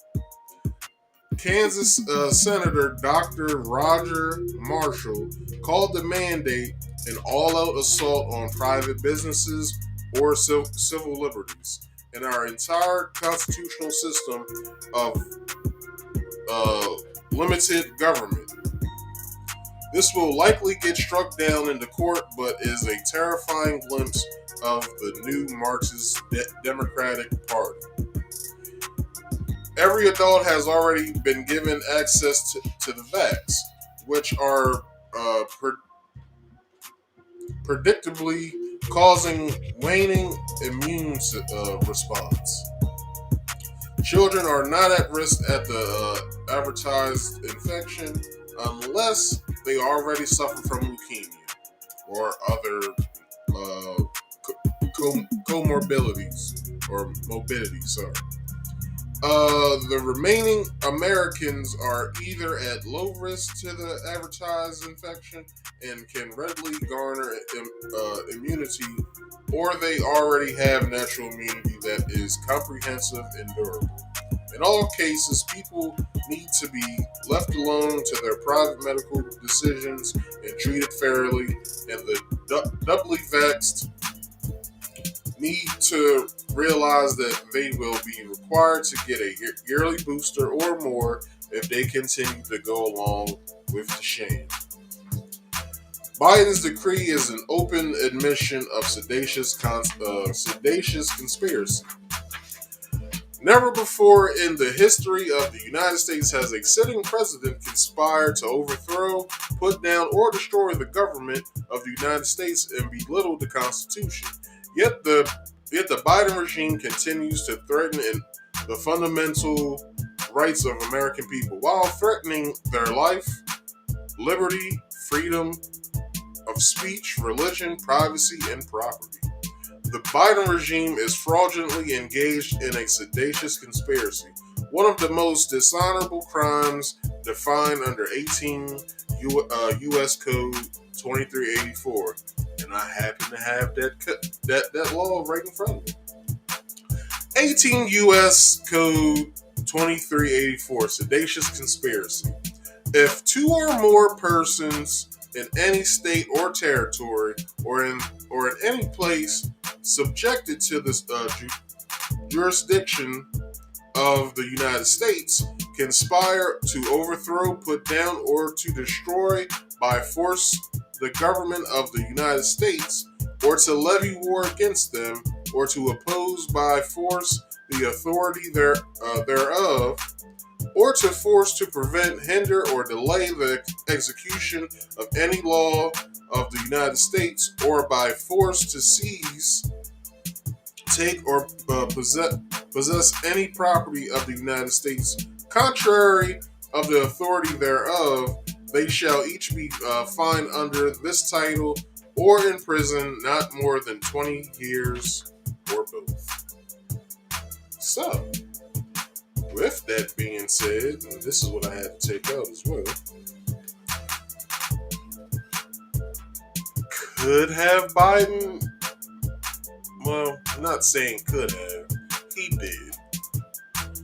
And with that being said, if Biden can be sued as a sitting president, because we all seen Donald Trump talk, we heard that throughout his presidency that he was being sued. So, I guess he's going through those legal battles right now, which he has millions of dollars, trillions maybe. No, not trillion. I think he's a million to billionaire, so he has enough money to fight those cases. But Biden, I say Biden is probably worth maybe 40, 50 million. So he has the money to fight. But it was under his rule that he said this shit. So, could be a possibility that he could be impeached. And plus, let me say this, where the hell has Kamala Harris been? We ain't seen her since his last speech when he was speaking at Congress. That's the last time we saw her. Where the hell is she at now? Just a thought. Anyway, the United States is intended to be a government of, by, and for the people. Yet the Biden regime continues to wage war against the American people, threatening their livelihoods and freedoms. This regime is using force to seize, take, and possess the very body anatomy rights of American people, contrary to the authority of the individuals.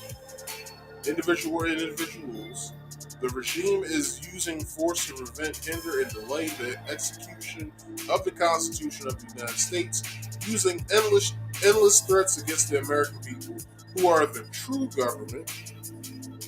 The Biden regime is threatening businesses to conspire against their own employees. Let me stop there. Companies always conspire against their employees. Maybe that's just me being black knowing that, or maybe I'm wrong. But certain companies do conspire against their own employees, against their own employees' privacy, body anatomy, while extorting those businesses when they do not go along with the abuse. But check this out. If said company does go with this scam, do they get some sort of governmental kickback or something? Do they get taxes reduced or something? What happens? Because I said this with the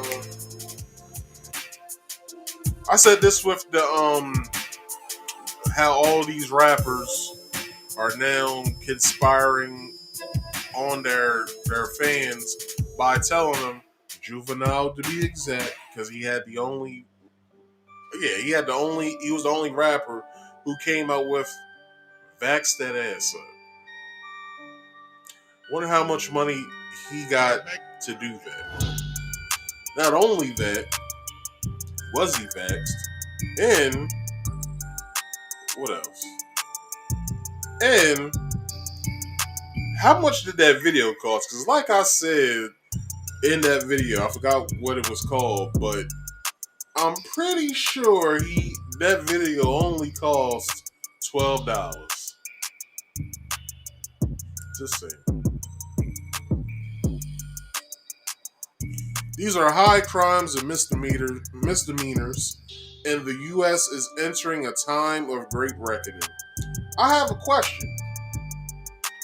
When Trump created Operation Warp Speed, didn't Joe Biden and Kamala Harris state by saying that they weren't getting the jab? But then they turn around and they're pushing it now. Also, Joe said all federal workers, except Congress, should get is getting the jab. But isn't Congress federal workers? Isn't people who work in Congress federal workers? So how do they get exempt from taking the jab? No one has the answer to that question. No one has the answer to that question. It's sickening. It really is. Because if they're exempt from taking the jab, then why isn't every other federal employee exempt from taking it as well? Because you gotta remember, Congress works for us. We don't work for them. The president works for us. We don't work for the president. So how is it federal workers exempt from taking the jab? It's just a thought. So, because you didn't realize us skeptics and critical thinkers saw you and Kamala's little stunt y'all pulled a few months back when y'all was getting the jab and the doctor didn't really do anything. You did this in front of the American people, but that's y'all and ours little secret. All right.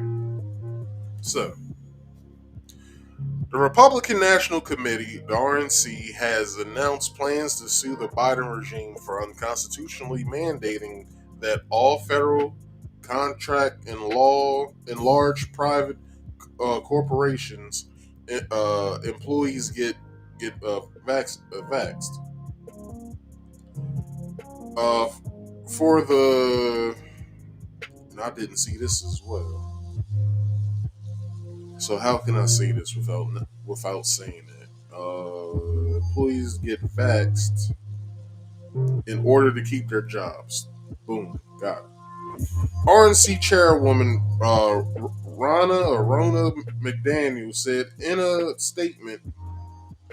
Hold on, because I got some things I have to show you. So where am I at? Okay, so Ron McDaniel said in a statement that Republicans are committed to fighting on behalf of all Americans to preserve their right to bodily anatomy, even if they do not have the legal resources to do so. Since Joe's executive order comes into effect. Joe Biden told Americans when he was elected that he would not impose vax mandates. He lied, McDaniel said. Now, small businesses, workers, and families across the country will pay the price. Many small businesses and workers do not have the money or legal resources to fight Biden's unconstitutional actions and authoritarian decrees. But when his decree goes into effect, the RNC will sue the administration to protect Americans and their liberties. Biden announced via teleprompter that he will be ordering the Department of Labor to mandate the all private businesses with 100 workers or more employees force their workers to either take the jab or be fired. Let me talk to my job real fast if y'all watching. Y'all can ask me to do that shit if you want to. Y'all better have my paperwork ready now, because I am not taking that shit. So, like I said, have the paperwork ready now so it can be a smooth transition. Alright? Thank you, And let's get back to this. So the Biden agenda is just Obama's third term. I've said this, and many people have said this before.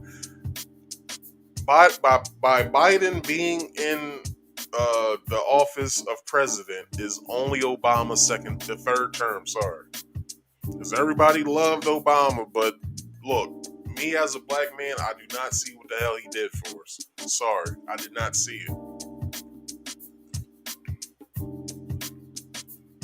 Look, I can bring this up. Black people black men really, in bad neighborhoods get killed every day. But until when most of those deaths are being national news, then there's the problem. But he did not do shit. Even now, the fucking George Floyd Policing Act has yet to be signed. So, what the fuck do we do? He's a politician. He lies.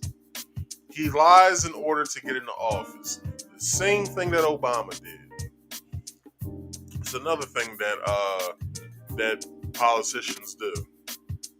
Other than lying, but they lie more than they tell the truth. In order to get certain votes, such as I think the Republicans were trying to get, the Republican, which was which was Trump. Trump was trying to get the Mexican vote, which a lot of Mexicans voted for. Latino, I should say, really. Latinx. Trying to get the Latinx vote. A lot of Latinx people voted for him the first time, which means that, they was going to vote for him the second time. Who is the Democrats' go-to people? Black people. Guess who votes Democrat all the time? Black people.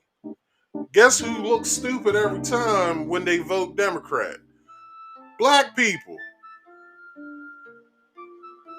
Y'all need to do y'all's fucking research on these people before you place your vote. Just because they look nice and what was the word that Joe Biden said about Obama? Just because they look clean doesn't mean that they are good people. Just saying. Do your research. Look, black people by and large, when we got the ability to vote, we're Republicans.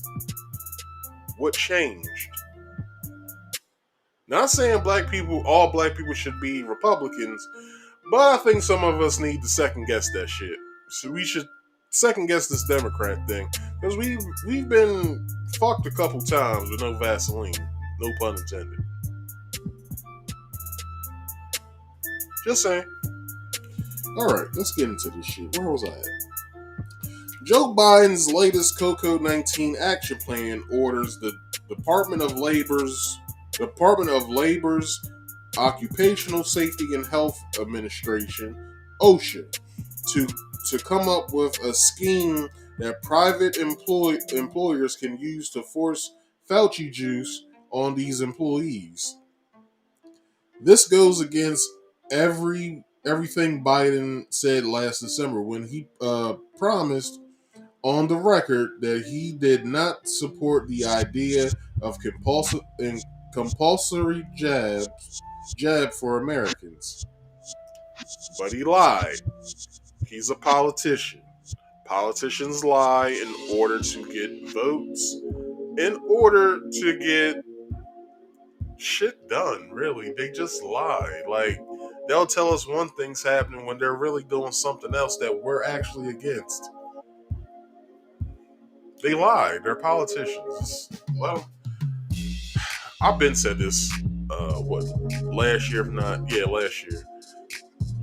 This is what I said. Black people need to stop voting, and we We need to start making a lobbyist group. We need to put our money together. We need to have it as like an organization such as the NAACP. We need to come together, have a treasurer, a president, and all kinds of shit.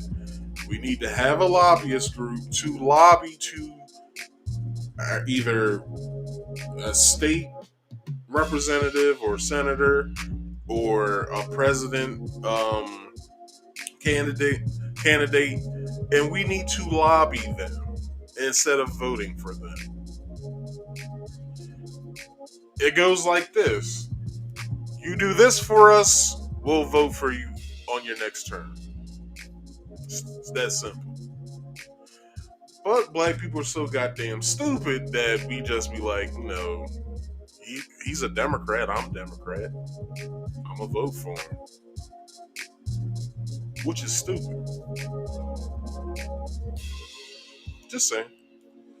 So, I don't think it should be mandatory. Joe stated at the time, I wouldn't demand it be mandatory. Perhaps old Joe just forgot what he said. Heck, the guy forgets his own name half the damn time. So it's really no surprise that he probably does not recall saying that he was against vax mandates before he was suddenly for them. Coercion, anyone? Can I say coercion on here? This thing on? It was coercion.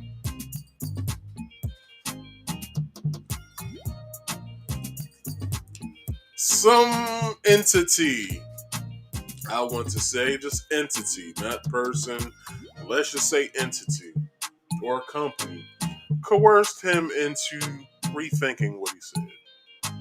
That's all. He's for them for the simple fact that everyone else is against them because the company who lines his pockets, that greases his pockets, lobbying group, remember what I just said, paid him some money and said, look, stop the bullshit, here's your money, do this for us. Thus, the mandates. So, in either case, Americans have no legal or constitutional obligation to obey anything that dementia patients say. Oh my gosh. Civil obedience will probably not come without a price, but it is necessary if Americans hope to preserve any semblance of their civil liberties, which are being ripped away from us at warp speed. Which is funny that they use that, because that's fucking hilarious.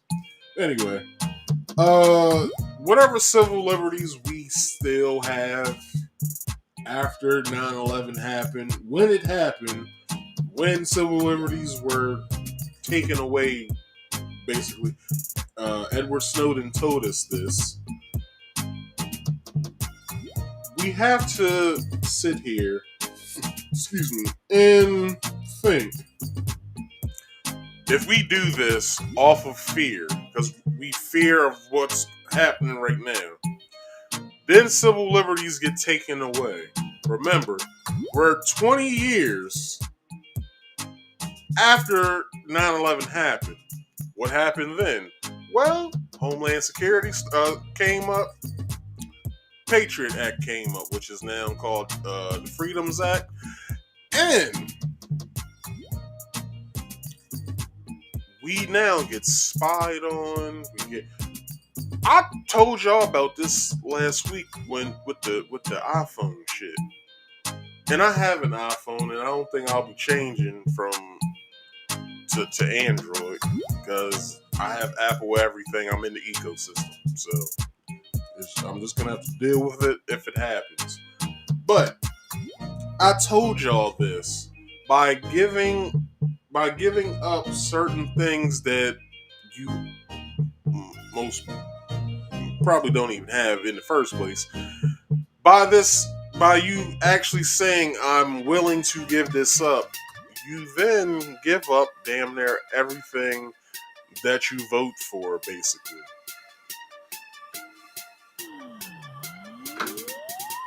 Just saying. Just saying. Alright? I need a round of applause on that.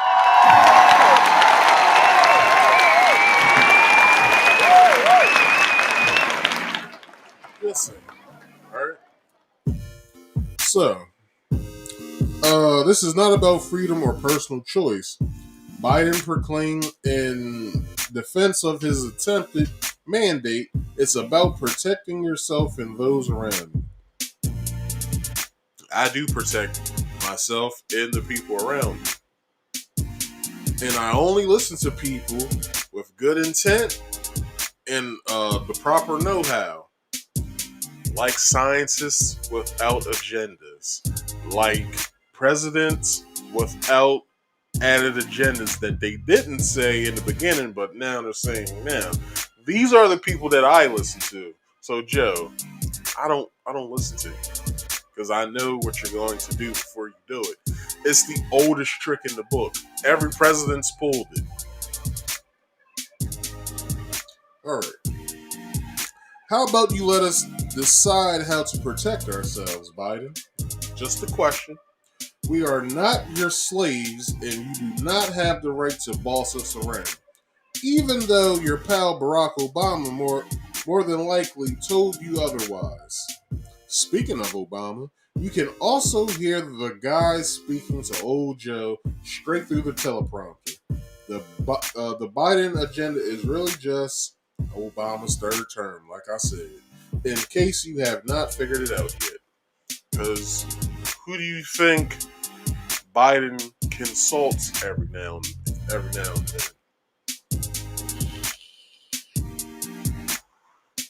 Obama. Oh shit! Oh shit!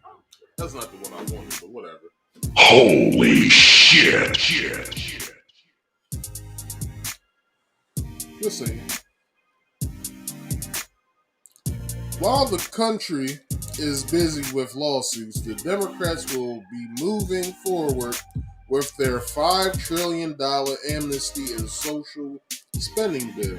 One commentator at Breitbart News speculated about the situation, one distraction to cover for their true focus.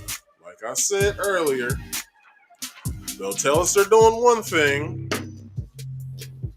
when they're really doing another. That's called the bait and switch. That's all that's called. Are there any DC Republican senators or House members who have not been vaxxed? Asked another, referring to McDonald's pathetic disclaimer that she is still pro-vax. If you never thought there would come a day when an American president would blame citizens for perpetuating a viral pandemic, you've just been wildly disappointed.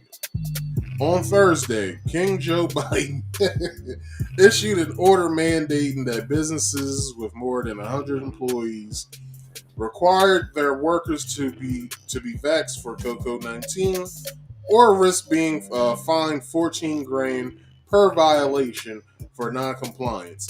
That is a lot of money. That is a lot of money.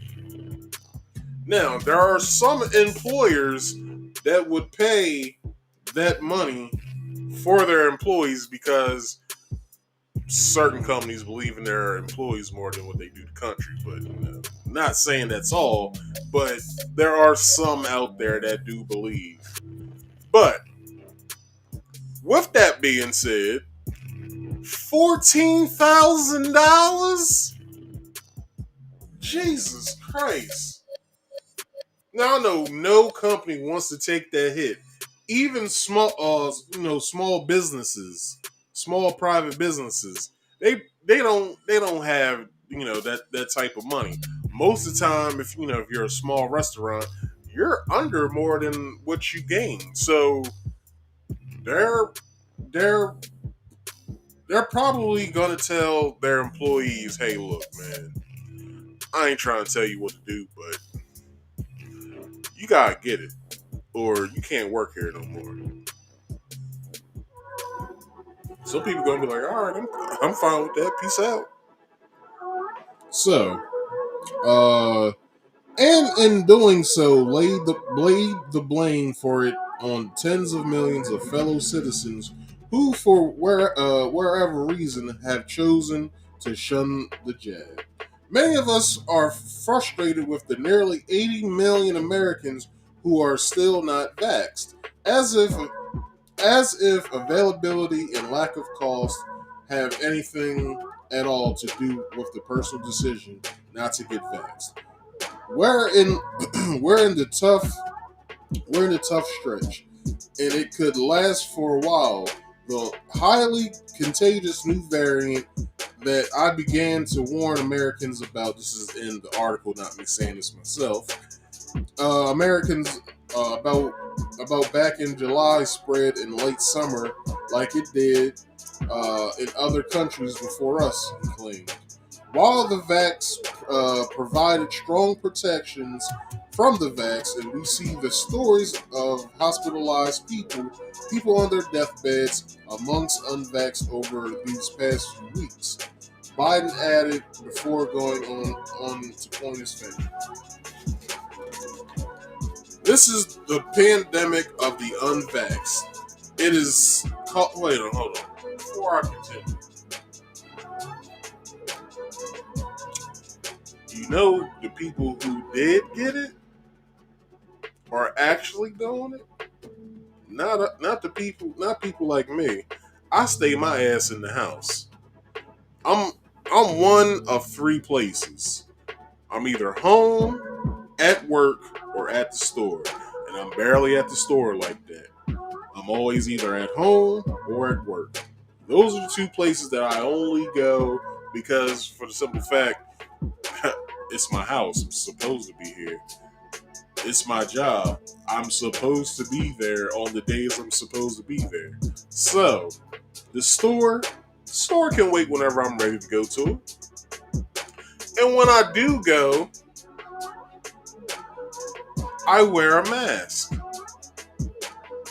Not because I'm trying to protect someone else, N95 at that.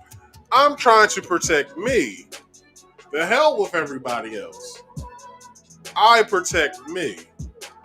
And this is the only person I'm worried about other than the people that I love or live with. That's all. Okay, so where am I at?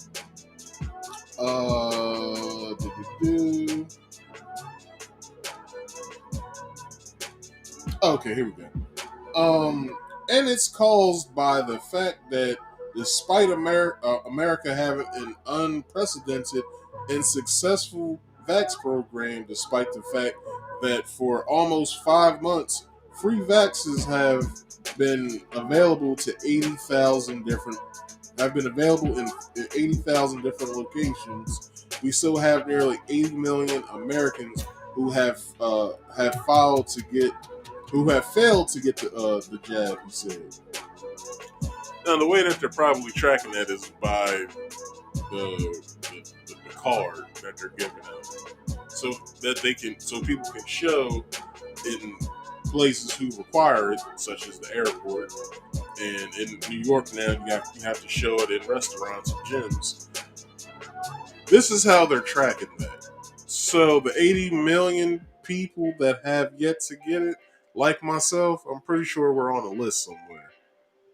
Until we get it, probably get moved over to the other list, basically. So, no, it isn't a pandemic of the vax. It's a pandemic of fearmongers, which, with taxpayer money provided by one Anthony Fauci, the lead immunologist in the country, via funding through the National Institutes of Health Agency, the NHI. He has run since the early 1980s to scare us to get the vax. Check this out. Y'all probably asking, how did Fauci become the lead immunologist in the United States? I got that information for you. Anthony Fauci. Well, hold on. Let's go even further. So, I think it was in Europe. So I think it was in France. In France, there was 2 scientists which one of them came up with a test to check to see what the hell you could have in, what the hell you could have in your body. Basically, he pinpointed and amplified his findings of certain things. Wasn't a test to state that you had something. It just stated that, hey, we found this in your DNA. Thus, his partner, his colleague, had all of this HIV research. The everything, had everything. All kinds of stuff on HIV. Anthony Fauci called and said, hey, can you send me over some of that research so I can read it? She said no. Within hours, this woman was placed in jail. Then the lab was raided. Not only was the lab raided, he took responsibility for coming up with AIDS research, thus making him the lead immunologist here in America. Wow. Fucking wow. Hold on. Where's it at? Holy shit. This shit is crazy. So, where am I at? Nearly 3/4 of the eligibility has gotten at least one shot, but 1/4 has not gotten any. That's nearly 80 million Americans not vaxxed, and in a country as large as ours, which we're really not that big. That's 25% minority. The 25% can cause a lot of damage, and they are, he said. This is Biden speaking. Understand that Biden's speechwriters and Marxist handlers are proposingly dividing our country, gaslighting to create hostility between left-wing sycophants. Hold on. Yeah, I don't even know what the fuck this word is. It's gonna bother me.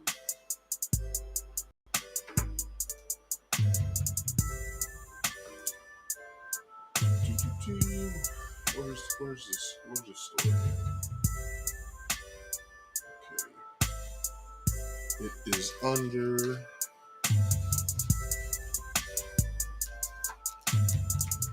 What's that code headline? Why did you just go? I went too far.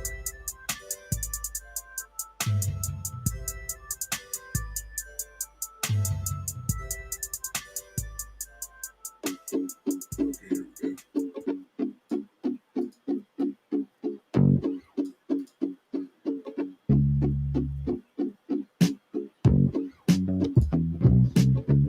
Sycophants. Okay, there we go. Sycophants who lap up everything these liars tell them, and the legions of American patriots, vaxxed and unvaxxed, who believe in small R Republican government, individual freedom, and the right to decide your own medical path forward. Remember when the left was all about my body, my choice when it comes to killing an unborn child? Now it's our body, our vaccine, you. That's what it is now. Needless to say, a plethora of red state governors immediately stepped forward and pushed back, promising one court battle after another in pushing back on the unconstitutional edict. Oklahoma, I need to have this ready when I say it. Oklahoma Attorney General John O'Connor released a statement saying his administration is preparing litigation to defend state residents from overreach of the federal government. We respect the right of Oklahoma businesses and individuals to make healthcare decisions for themselves and their families, O'Connor noted. My office will vigorously oppose any attempt by the federal government to mandate vaccines. We are preparing litigation to stand up for our rights and defend the rule of law against the overreach of the federal government, he added. South Dakota Governor Kristi Noem also made a similar announcement saying her state would challenge the mandate as well. So, let's show this picture. Get out the way. She tweeted, "My legal team is standing by, ready to file our lawsuit the minute at Joe Biden files his unconstitutional rule. This gross example of federal intrusion will not stand," she tweeted. Florida Governor Ron DeSantis did as well. How could let me take this down? I'm sorry. But that's what she said. That's her tweet.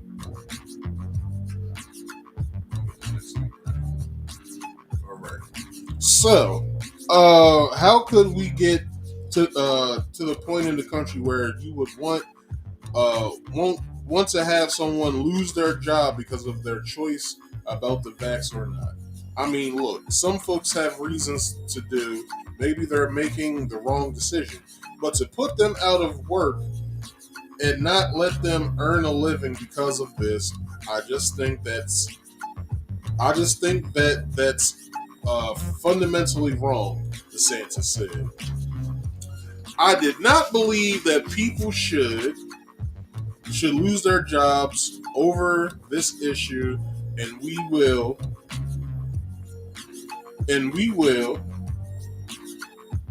where am I at? And we will fight that. If they try to do that through a rule like Department of Labor, I don't think they have a legal authority to do that. But we obviously will want to support protections for people who are just trying to earn a living, he added. So check this out. This is what I'm about to play right now. This is a pandemic of the unvaccinated. President Biden signing a new executive order which requires vaccination for federal employees and contractors who do business with the federal government. The president wants private employers to do this as well.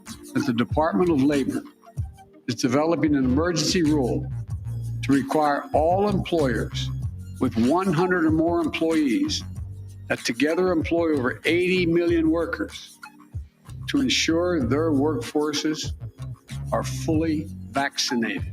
With this announcement, workers in the federal executive branch, such as the Department of Defense, the VA, and others, would have to be vaccinated. That's about 2.5 million people. With this plan, Biden also wants increased testing and masking in schools to keep them open safely. This comes as the LAUSD votes on vaccination mandates for all students 12 and older. We know it works in schools. We know that getting your kids vaccinated if they're 12 and older works. We know having more adults, teachers, people who are working in schools works. The country is heading into the fall with 4 times more patients in hospitals than a year ago, more than 100,000.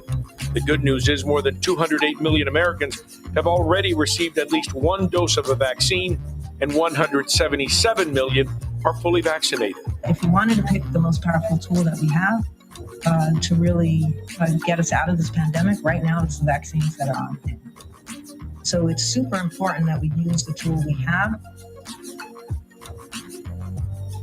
Now, the president says they're also looking at those booster shots of the vaccines for many people, but he says that's going to be decided by the scientists at the FDA and the CDC. He says, however, the booster shots are ready to go whenever they are approved. Hello, I'm Mark Brown. Get more. All right. So, if this news has yet to scare you guys, then I really don't know what to tell you. I'm trying to load this next video up. Alright. So, if you guys are scared and you get it, then more power to you. If you don't, if you're just like who I am, skeptical about everything, question everything, then you could be on the right path. But with that being said, that is the end of that story. I'm on to my last story of the night. And I'm at 2 hours and 46 minutes. So we're doing good. This might last me a while because it is 2 impending stories that mesh well together that I found. So, y'all's boy Fauci had a talk with Congress. So, Senate Howley says Fauci needs to resign immediately for lying about funding illegal gain-of-function research. So your boy Fauci is on the chopping block right now. So, let's get into this. For lying under oath about funding illegal gain-of-function research in Vax's place of origin, Tony Fauci faces calls to resign for his decades-long tenure as a federal government employee. Senator Josh Hawley, Republican of, I'm pretty sure, MO is Missouri, I'm sure. Says that Fauci needs to immediately walk away in disgrace, as well as face a congressional inquiry over his direct involvement in funneling American taxpayer dollars to develop viral protein bioweapons. Like I said, I'm using certain words for the simple fact that if I say the real words, this video is going to be taken down. So, like I said, when you hear me say certain words such as protein, max, I forgot the other 2 that I'm saying tonight. Use your imagination and place what really goes there. All right. So, Anthony Fauci has repeatedly and deliberately misled Congress and the American people. How he says, resign and face the congressional inquiry. Howley's statements come on the heels of document drop showing that the National Institute of Health, NHI, which oversees Fauci's National Institute of Allergy and Infectious Diseases, NIAID, funded illegal gain-of-function research, a Freedom of Information Act, FOIA, request led to the document's release, blowing the lid on Fauci's treason. If you haven't read Fauci's emails, and goddamn it, get on them and watch his Senate hearings. They're fucking hysterical. Also, because I have some of his hearings here. Well, I have one of his hearings that he was in. And Ron DeSantis, what's his name? Rand Paul was getting in his ass, and I will show that tonight. But let's get further into the story. God damn you, damn phone. What was that? Required to release document blowing the lid off Fauci's truth. Okay, so both Fauci and NHI director Francis Collins lied under oath, denying that either organization funded illegal gain-of-function research. We now know that Fauci and Collins both oversaw said funding for years and are now lying about it to try to save face. The documents make it clear, and I did not bring the documents over for the simple fact that Facebook and YouTube guidelines. I got hit once, I'm not getting hit again, so I'm not going to show that. But if you want to look it up, I did not place those documents into my description, so you'll have to look for them. All right. So, the documents make it clear that assertion by the NHI director Francis Collins and the NIAID director Anthony Fauci that the NHI did not support gain-of-function research or potential pandemic pathogen enhancement are untruthful, tweeted Professor Richard H. Ebright. The material shown that the 2014 and 2019 NHI grants to EcoHealth with subcontracts to fund gain-of-function research as defined in federal policies in effect in 2014 through 2017 and potential pandemic pathogen enhancement as defined in federal policies in effect in 2017 to the present day, Ebright added in the same Twitter thread. Will Fauci be held accountable for committing treason, crimes against humanity? Ebright has been working for many months to uncover the truth about Fauci's deviant activities, which result in the releasing of a global pandemic. The materials now released via FOIH, which is the Freedom of Information Act, beyond any shadow of a doubt that Fauci is guilty of committing treason and crimes against humanity. Here we go with the first video. Enjoy. Dr. Fauci, as you are aware, it is a crime to lie to Congress. Section 1001 of the U.S. Criminal Code creates a felony and a 5-year penalty for lying to Congress. On your last trip to our committee on May 11th, you stated that the NIH has not ever and does not now fund gain-of-function research in the Wuhan Institute of Virology.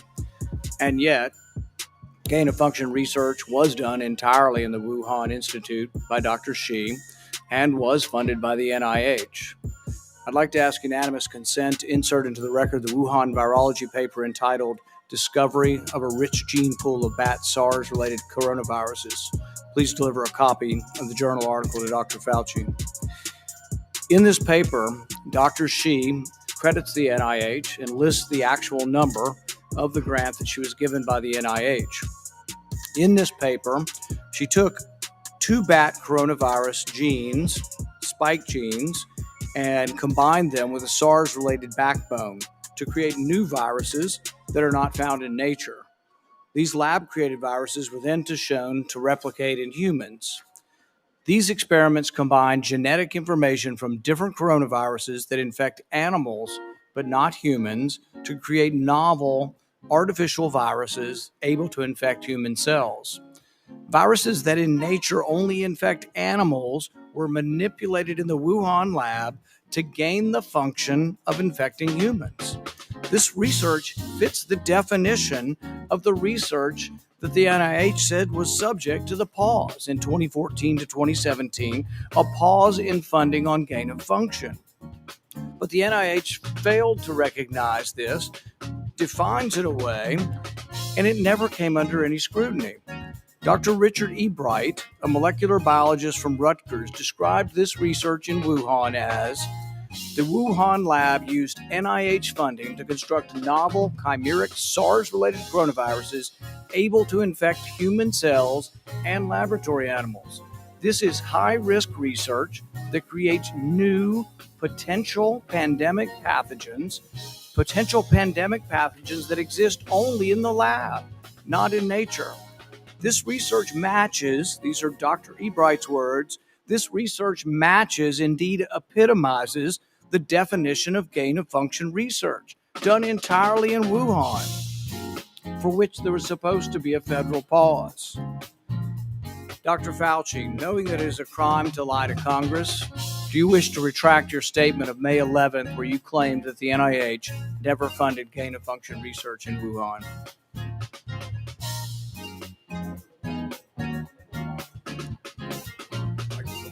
Your microphone. Senator Paul, I have never lied before the Congress, and I do not retract that statement.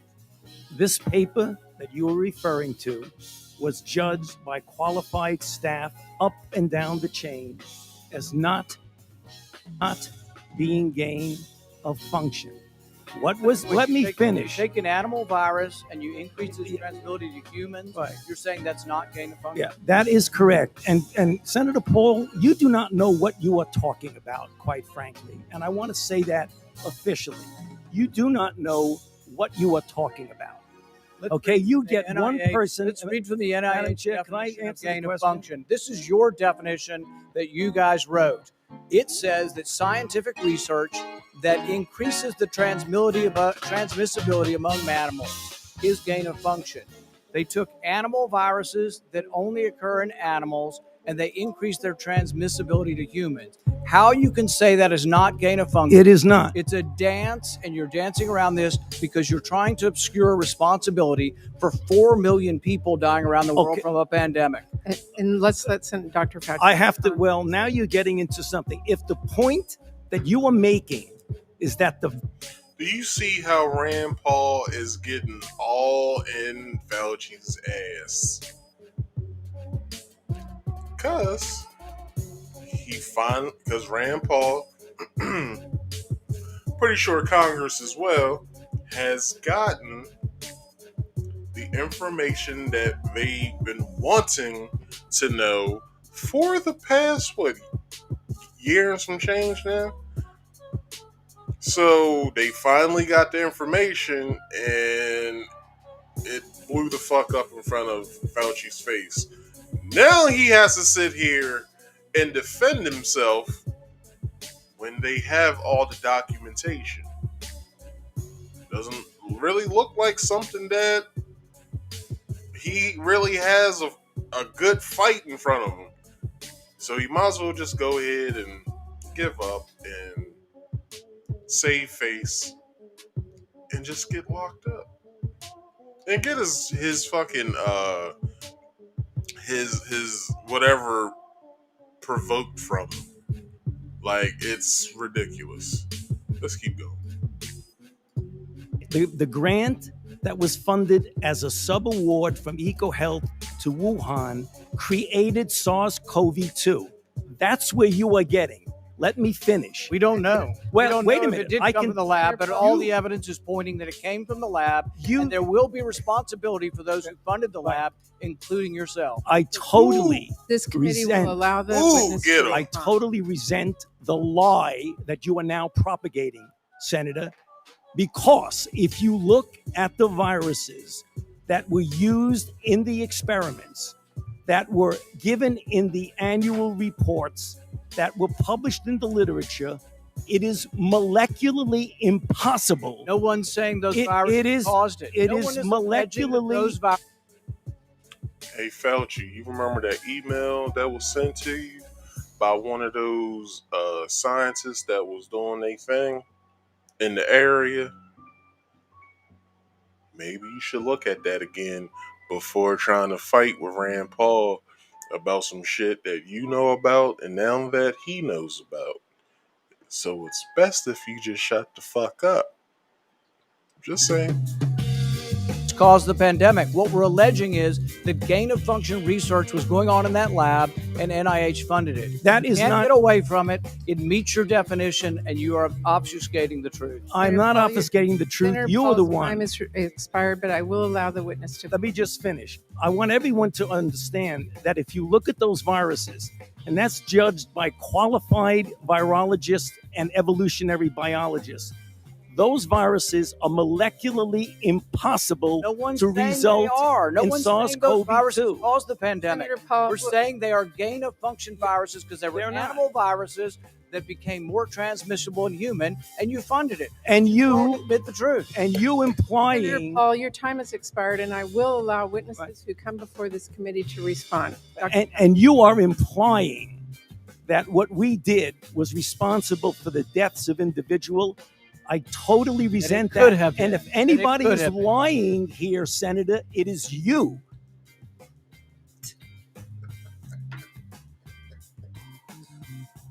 What is he lying about? He has the paperwork in front of him. Now look, who could actually sit here and see that he's not lying? This shit is crazy. Alright. The materials confirm the grants supported the construction-related viral antigens. That's the word, antigens. Antigens that combine a gene from one viral antigen with genetic information from another protein, and confirmed the resulting proteins could infect human cells, Ebright explained. It is no longer a question that cocoa or CV were tampered with using funds directed towards such result by Fauci. Said research allowed for the unleashing of a genetically engineered GMO protein and its associated variants, which have the capability of crossing species and transferring from animals to humans, as Rand Paul said. Humanized mice were used to test the infectiousness of these manipulated proteins, which are now said to be in the widespread circulation with no end in sight. Probably they continue to be spread by the vaxes that Fauci has pushed. All of this came out after Fauci lied several times before Congress about his involvement in illegal gain-of-function research projects. Fauci has repeatedly claimed that he is completely innocent, and factual evidence proves otherwise. Excuse me. Now we wait to see whether or not any of our elected officials actually do anything about Fauci's treason and crimes against humanity. If there is any justice left in America, Fauci will pay, and pay dearly, for what he has done and continues to do in the name of public health. Also, I will say science. Alright. Mainstream media suddenly realizes that Trump was right all along about cocoa origin. Y'all's boy Trump is back in the news. Like he hasn't still been there since the beginning of time. Or, whenever he ran. But this is what the mainstream media had to say. When former President Donald Trump said earlier in the COVID-19 pandemic that he had a high degree of confidence that the protein escaped from a facility, the mainstream media quickly criticized his comments. On May 1st last year, CNN reported that Trump had contradicted the intelligence community by claiming to have seen evidence. President Donald Trump contradicted a rare on-the-record statement from his own intelligence community by claiming that he has seen evidence that gives him a high degree of confidence. The protein originated in a facility, but declined to prove details to back up his assertions, CNN reported. The comments undercut a public statement from the Office of Director of National Intelligence issued just hours earlier, which stated no such assessment has been made and continues to rigorously examine whether the outbreak began through contact with infected animals or if it was the result of an accident. 4 days later, CNN editor at large, Chris Cillizza, attacked Trump's assertions in his piece titled "Anthony Fauci Just Crushed Donald Trump's Theory on the Origins of the You-Know-What." That's the fourth word. Vax, jab, facility, you know what. That was what I was talking about earlier. Alright. Before we play the game of he said, remember this. Only one of these two people in the world, renowned infectious disease expert. And it's not Donald Trump's Cillizza wrote. In short, Fauci's view on the origin of the disease matters a whole lot more than Trump's opinion about where it came from, especially because outside of Trump and his immediate inner circle, most people in a position to know are very, very skeptical of Trump's narrative that the first variant came out of a facility, whether accidentally or on purpose. The Washington Post, New York Times, and NPR were equally dismissive of suggestions that the protein could have come from a facility. The Huffington Post even branded any suggestion a toxic conspiracy theory. On April 30th, 2020, the Washington Post published an article. I'm not saying the title of the because of YouTube and Facebook community guidelines, because that shit would have got me struck down. All right, so I'm not going to say the title. Just look up April 30th, 2020 Washington Post article, and there you have it. So, also on April 30th, the New York Times described the efforts from the Trump administration to get to the bottom of the origin as a political witch hunt. On April 23rd, 2020, which is my homeboy's birthday, NPR stated researchers say there is a virtually no chance that the protein was released as a result of an accident. On April 7th, 2020, the Huffington Post published a story headline, "A Toxic Infodemic, the Viral Spread of COVID-19 Conspiracy Theories." Mainstream media now thinks COVID-19 may have originated in a facility. The narrative started to change in recent months. The left-leaning mainstream media have finally conceded that COVID-19 may have originated in a facility. They are now publishing stories suggesting that the protein originated in a facility and interviewed people who believe it. Dr. Sanjay Gupta, CNN's chief medical correspondent, spoke on March 2026 to Robert Redfield, the former director of the Center of Disease Control and Protection, the CDC. Redfield said that he had concluded the protein escaped from a facility. I am of the point of view that I still think most likely etiology of this pathogen was from a facility, Redfield said. Now other people don't believe that. That's fine. Science will eventually figure it out. It's not unusual for respiratory pathogens that are being worked on to infect workers.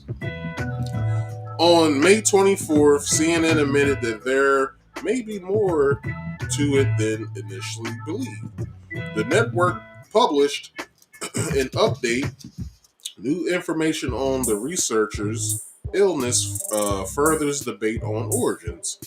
On April 30th, the Washington Post published an opinion piece urging the World Health Organization, the WHO, to investigate what happened to determine where it comes from.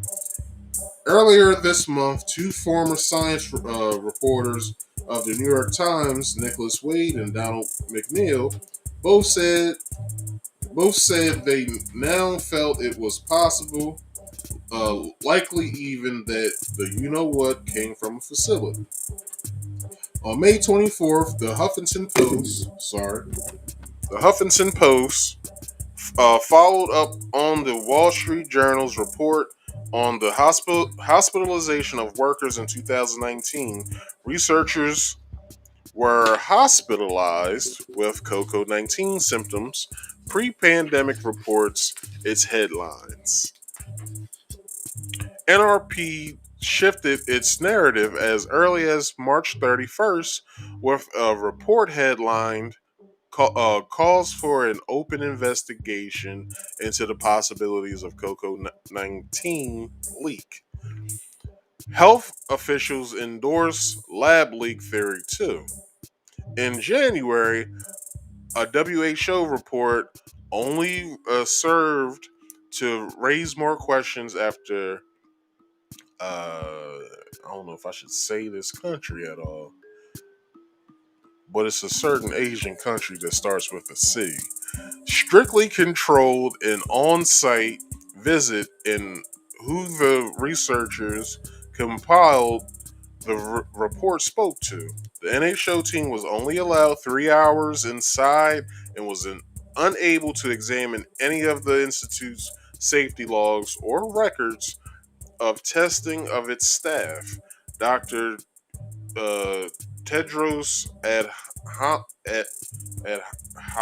Adhanom, I am not going to say his last name, so Dr. T is what I'm going to say.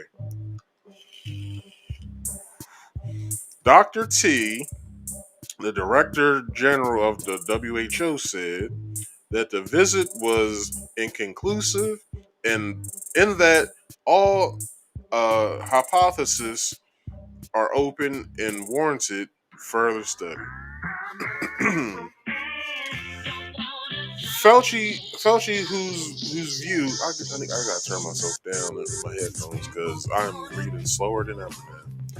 Fauci, whose view on the origins of the disease matters a whole lot more than Trump's, according to CNN Saliza, said in a recent Senate hearing that the possibility certainly exists that COVID-19 may have escaped from a facility. Asked whether the protein originated naturally, Fauci said he wanted to look closer into the matter. Hold on, side note, real fast.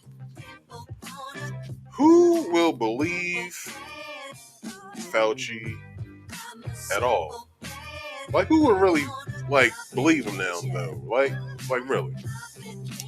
He lied with a smile on his face the first time. That's what makes a comic book villain menacing. Fauci's acting just like a comic book villain right now. When he's Dr. Fauci, he's very, he's complacent in what he knows and whatever. He'll tell you all the facts that he knows, and that's it. But when he's Dr. Fauci, when he's out there fucking with the superheroes, then that's when we should start paying attention. Just saying. I am not convinced about that, he said. Hold on, let me take myself down. I had Trump up there the whole damn time. I am not convinced about that, he said. I think we should continue to investigate what went on in the facility until we continue to find out to the best of our abilities what happened. Alright, so that is my last page, but I have one last video for y'all. So, this is how we gon' do it. Let's play this shit. Hold on. And I will have further commentary on this video as well. All right, because the lady newscaster has a panel of people. They're talking, and I will talk to their talking points. All right, let's go. So just watch for yourself. The mainstream media appearing to fail to press Dr. Anthony Fauci on a new big report, bombshell report, that says the Wuhan laboratory in China actually did use U.S. money to fund controversial research where scientists manipulate viruses, often making them more transmissible. Dr. Fauci has gone on the record in the past insisting the United States did not fund that type of research.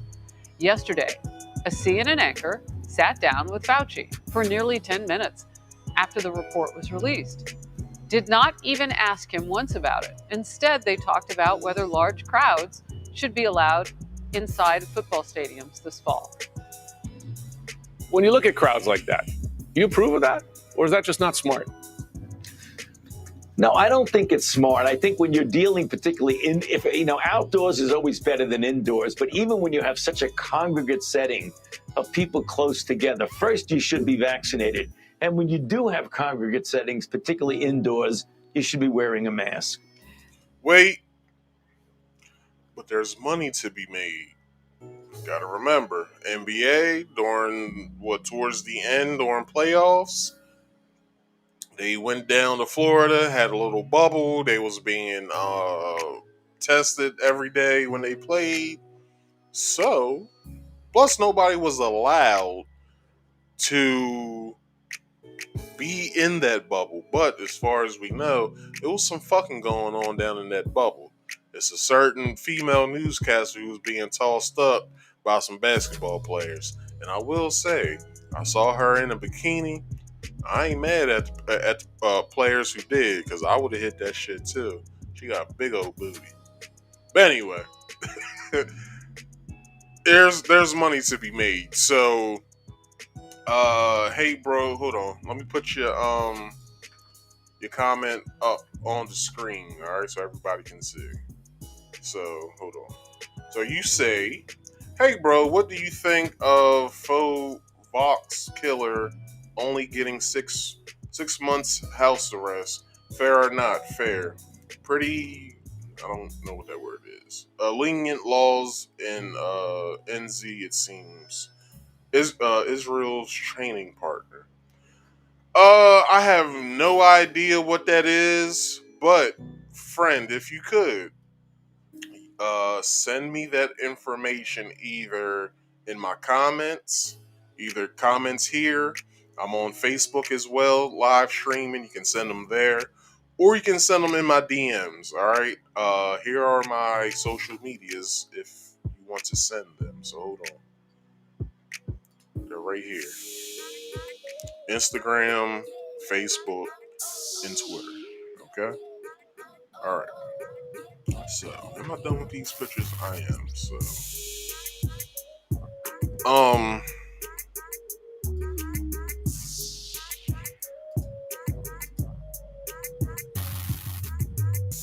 on, y'all.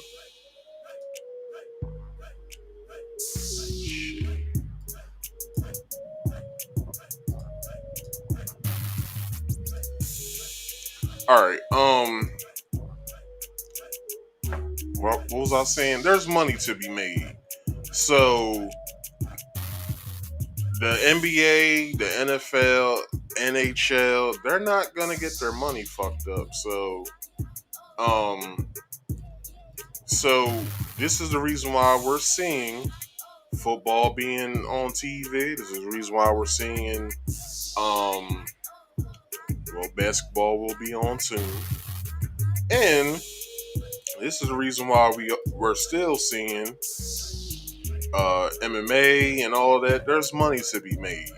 Nobody's gonna stop making money whatsoever because said thing is happening, which all of these organizations have some sort of government backing. So there's no way at all that these said companies are going to stop at all. Not the NFL, not even college sports. You know how much money college sports makes? There's no fucking way that any of these organizations are going to stop at all. And now, applaud this. Hold on. Let me get some applause for this real quick. Now, college players are being paid for their services. What a good thing. So yeah, Bruce, Bob Trotter, if you could, send me that information, alright? So, we're gonna get back to this video. Now, I'm a girl who loves some fruit, low-hanging or otherwise. Apparently, lots of low-hanging fruit there because, just ask about this picture. Just ask about this picture. Here's what I can't get over also is that the journalists, the media, that's supposed to represent ordinary Americans. I keep coming back to that today. Who is representing all of the questions that Americans have? Who is going to hold that man accountable for his statements and the fact that policy flows from this authority that he has essentially granted himself that affects every American? And meanwhile, Well, obviously Rand Paul thinks otherwise. As you can see when I showed him getting all up and through Fauci's ass. All right, let's continue. stadiums, look, I love a good football game. You know it. And look at the U.S. Open. It was packed. I didn't hear him talking about that. Exactly. And that should be a local decision. So, for example, my home stadium, the Huskies, best team in the world, they have there. All you have to do, you show your vaccination card or you show a proof of a negative test, right? Masks are a different story. It's a different issue at this moment. But the whole point is that they said. One thing with masks, in Fauci's emails, if y'all read them, said otherwise about having them. But since that video of mine was taken down by YouTube, I will not further talk about it anymore. But read Fauci's emails, that's all I have to say. What's best for them, and they set a way to have those fans enjoy the civic life that we are all a part of and the social life and the culture and community without ostracizing them, coming from this one man who continues to be given a pass on fundamental issues, including the origination of this virus and what this administration, what he knew about it. So I always believed that comeuppance, Southern word, it gets you in the end. So it's coming. Why lie about this? Why not just say what the truth is and say, This is why. He wants to save face. The many faces of Fauci. But this is also what I feel as though that he's doing. As soon as he tells the truth, it blows the lid off of everything. Which means Rand Paul had him dead center talking to him. Right? He was talking to him, but in a way that Rand Paul already knew what was going on. That's okay.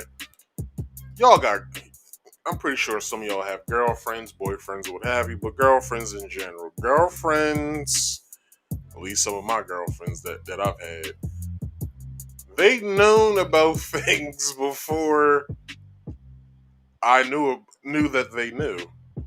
So thus them coming to me for me to tell the truth to them of them already knowing about what's going on. What choices do you have? Do you lie about what they already know, or do you just come clean? Well, in my younger years, I would lie. When I got older, I just basically told the truth. I said, yeah, I know, whatever. All right, let's keep going. I don't know, fog of war. I'm sure they can come up with something. But, be honest about it. China's not going to let us look at their records now if there are any. Wait a minute, why her neck so stiff?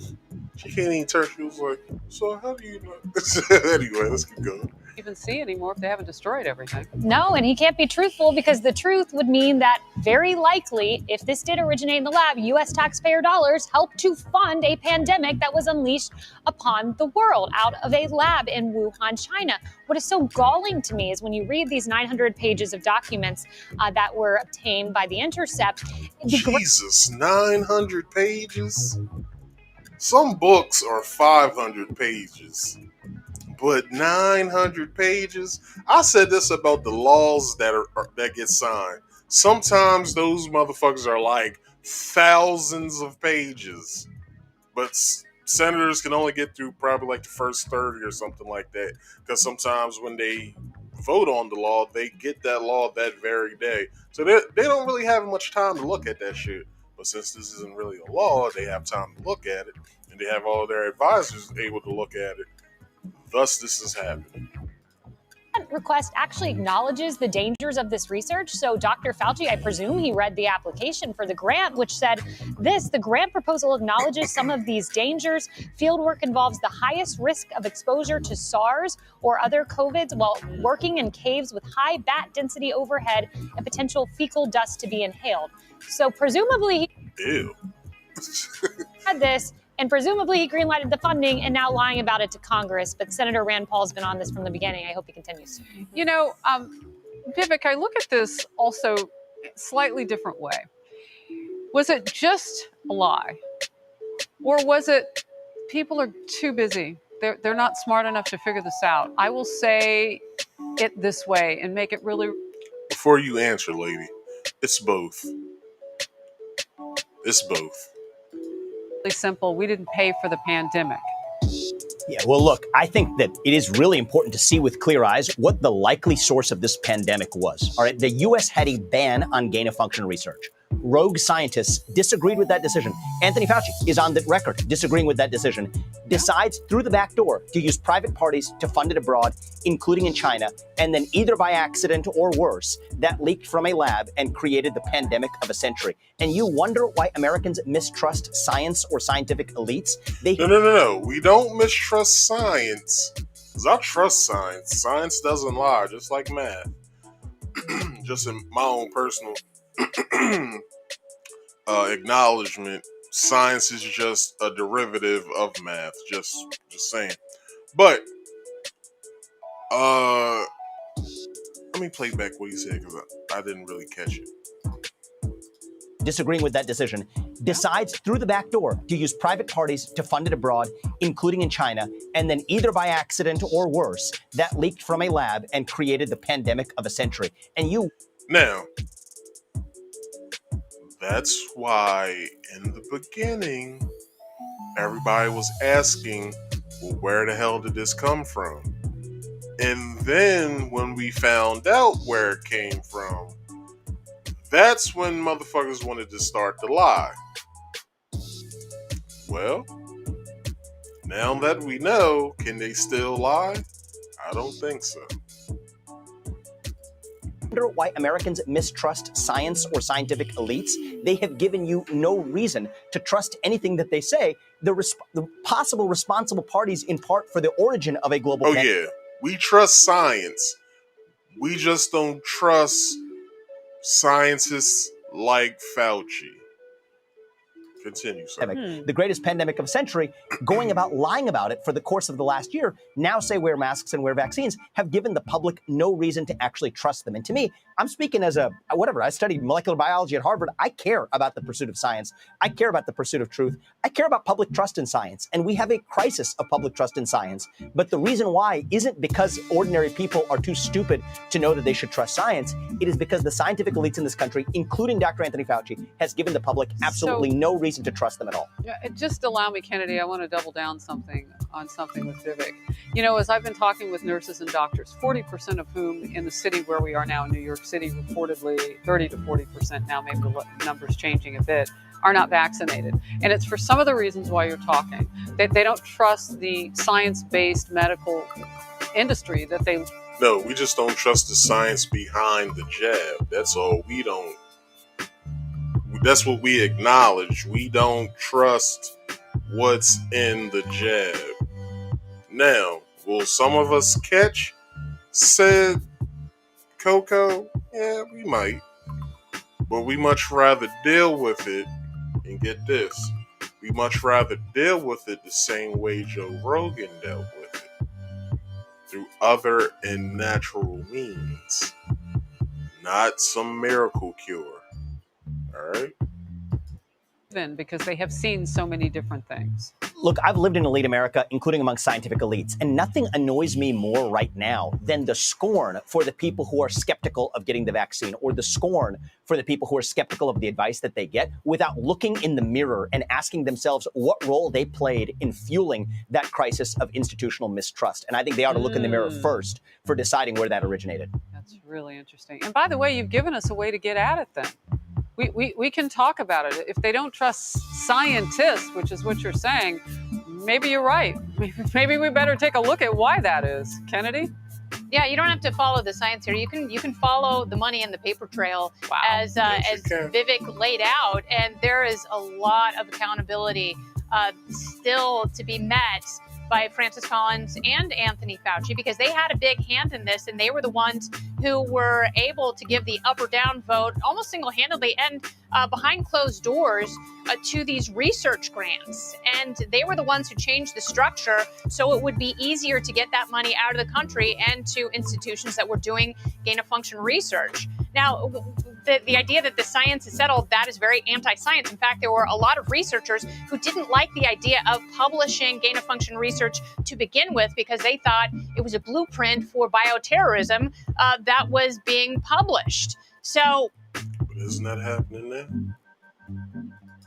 when all of this emerged and scientists from the Wuhan lab started dying, I'm sure that Drs. Collins and Fauci had a very audible gulp, because they knew that the genie was out of the bottle.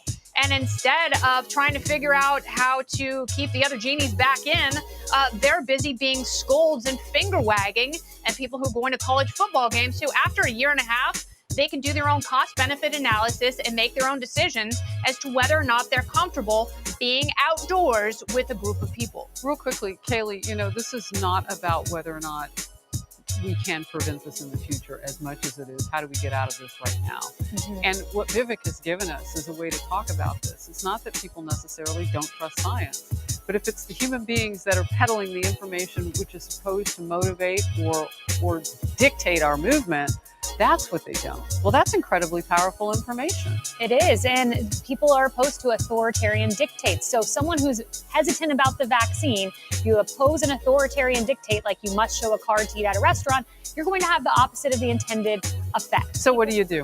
What do? You start allowing people freedom, put forward the science, the information about the vaccine. We've all had a discussion about it. I had the vaccine. I believe in the science behind it. Give people the choice, show people the science, but don't oppose Orwellian mandates, because that just backfires. And I think that's what we're seeing. Interesting. Vivek, you're brilliant. I did not know Vivek was like all up in that in Ivy League microbiology. Prior life. Yeah. Well, it's good for this one. I went on Brian Kilmeade. All right.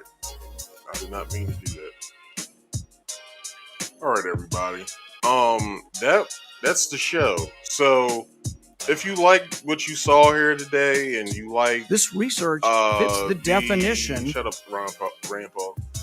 If you like what you saw here today, and you like the show in general and what I do here, I do this every Saturday at 6:30 p.m. Eastern Standard Time. 6:30 p.m. Eastern Standard Time. Sorry. So if you like what you saw and you want more of this, go ahead and subscribe to my channel, all right? Because I would love to see you here again. Sorry, I'm switching windows around and stuff. So, what I'm gonna do here, I'm gonna end the show. So, everybody, if you could, I am Marcus, and this has been Marcus Speaks. But let's go over a few things first. Marcus Speaks Play. Here we go. Marcus Speaks Play and Marcus Speaks Live. Marcus Speaks Play is Fridays at 6:30 p.m. Eastern Standard Time. Which I said I would change it to 7:30 because I haven't really been making my 6:30 window. So it could be switched to 7:30. But right now it's at 6:30 p.m. Eastern Standard Time. So check me out at 6:30 p.m. Eastern Standard Time every Friday as well. Saturdays at 6:30 p.m. Eastern Standard Time. I'll make it every time. I'm always early.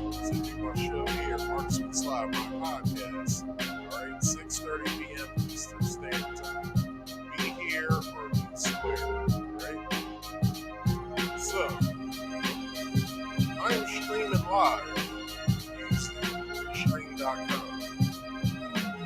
And I simultaneously cast through Facebook to my personal and group page and YouTube when I do Marcus Speaks. I go ahead and I stream live to my second channel, alright? My Marcus Speaks Play channel. But, with that being said,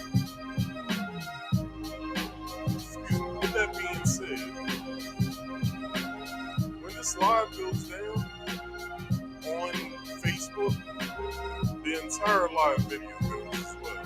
But the YouTube link is in its place. It's there right now. So if you missed this and this is the end, go over to the link, rewatch it. All right, there's 3 hours and 36 minutes worth of this video. So, my second channel, like I said, Marcus Speaks Play. The link is in the description below. Alright? Also, I'm doing this here on my main channel. Also, still do Marcus Speaks Play here on my main channel, as well as Marcus Speaks Play. So, go and subscribe. If you go to my main channel, Marcus Speaks, you'll see Marcus Speaks Play underneath of the channel title, okay? So, go there and subscribe. I would love to have 500 subscribers by the end of this year, okay? Alright? So, if you have any sort of show idea or content recommendation as far as the story, like Bob Trotter spoke about, send it to me either in the comment section of either Facebook or YouTube or the live chat, or you can hit me up in my DMs on my social medias. And you can follow me on social media at Instagram at marcus.speaks.podcast, on Facebook at Marcus Speaks, which is a personal page. The group page is Marcus Speaks Podcast. I believe you can find that either by typing Marcus Speaks PC or Marcus Speaks Podcast, alright? And I'm also on Twitter at Marcus Speaks 25. On Instagram, when I post pictures for shows I'm doing, they go to the Facebook group page and Twitter. So you'll never miss a beat, alright? So, people, if you could, like this video, share this video, share the channel as well. And if you're new, hit the bell for all notifications, okay? So, everybody, I've been Marcus, and this has been Marcus Speaks Live. I thank you for coming, and I'll check you out later, alright? Peace out.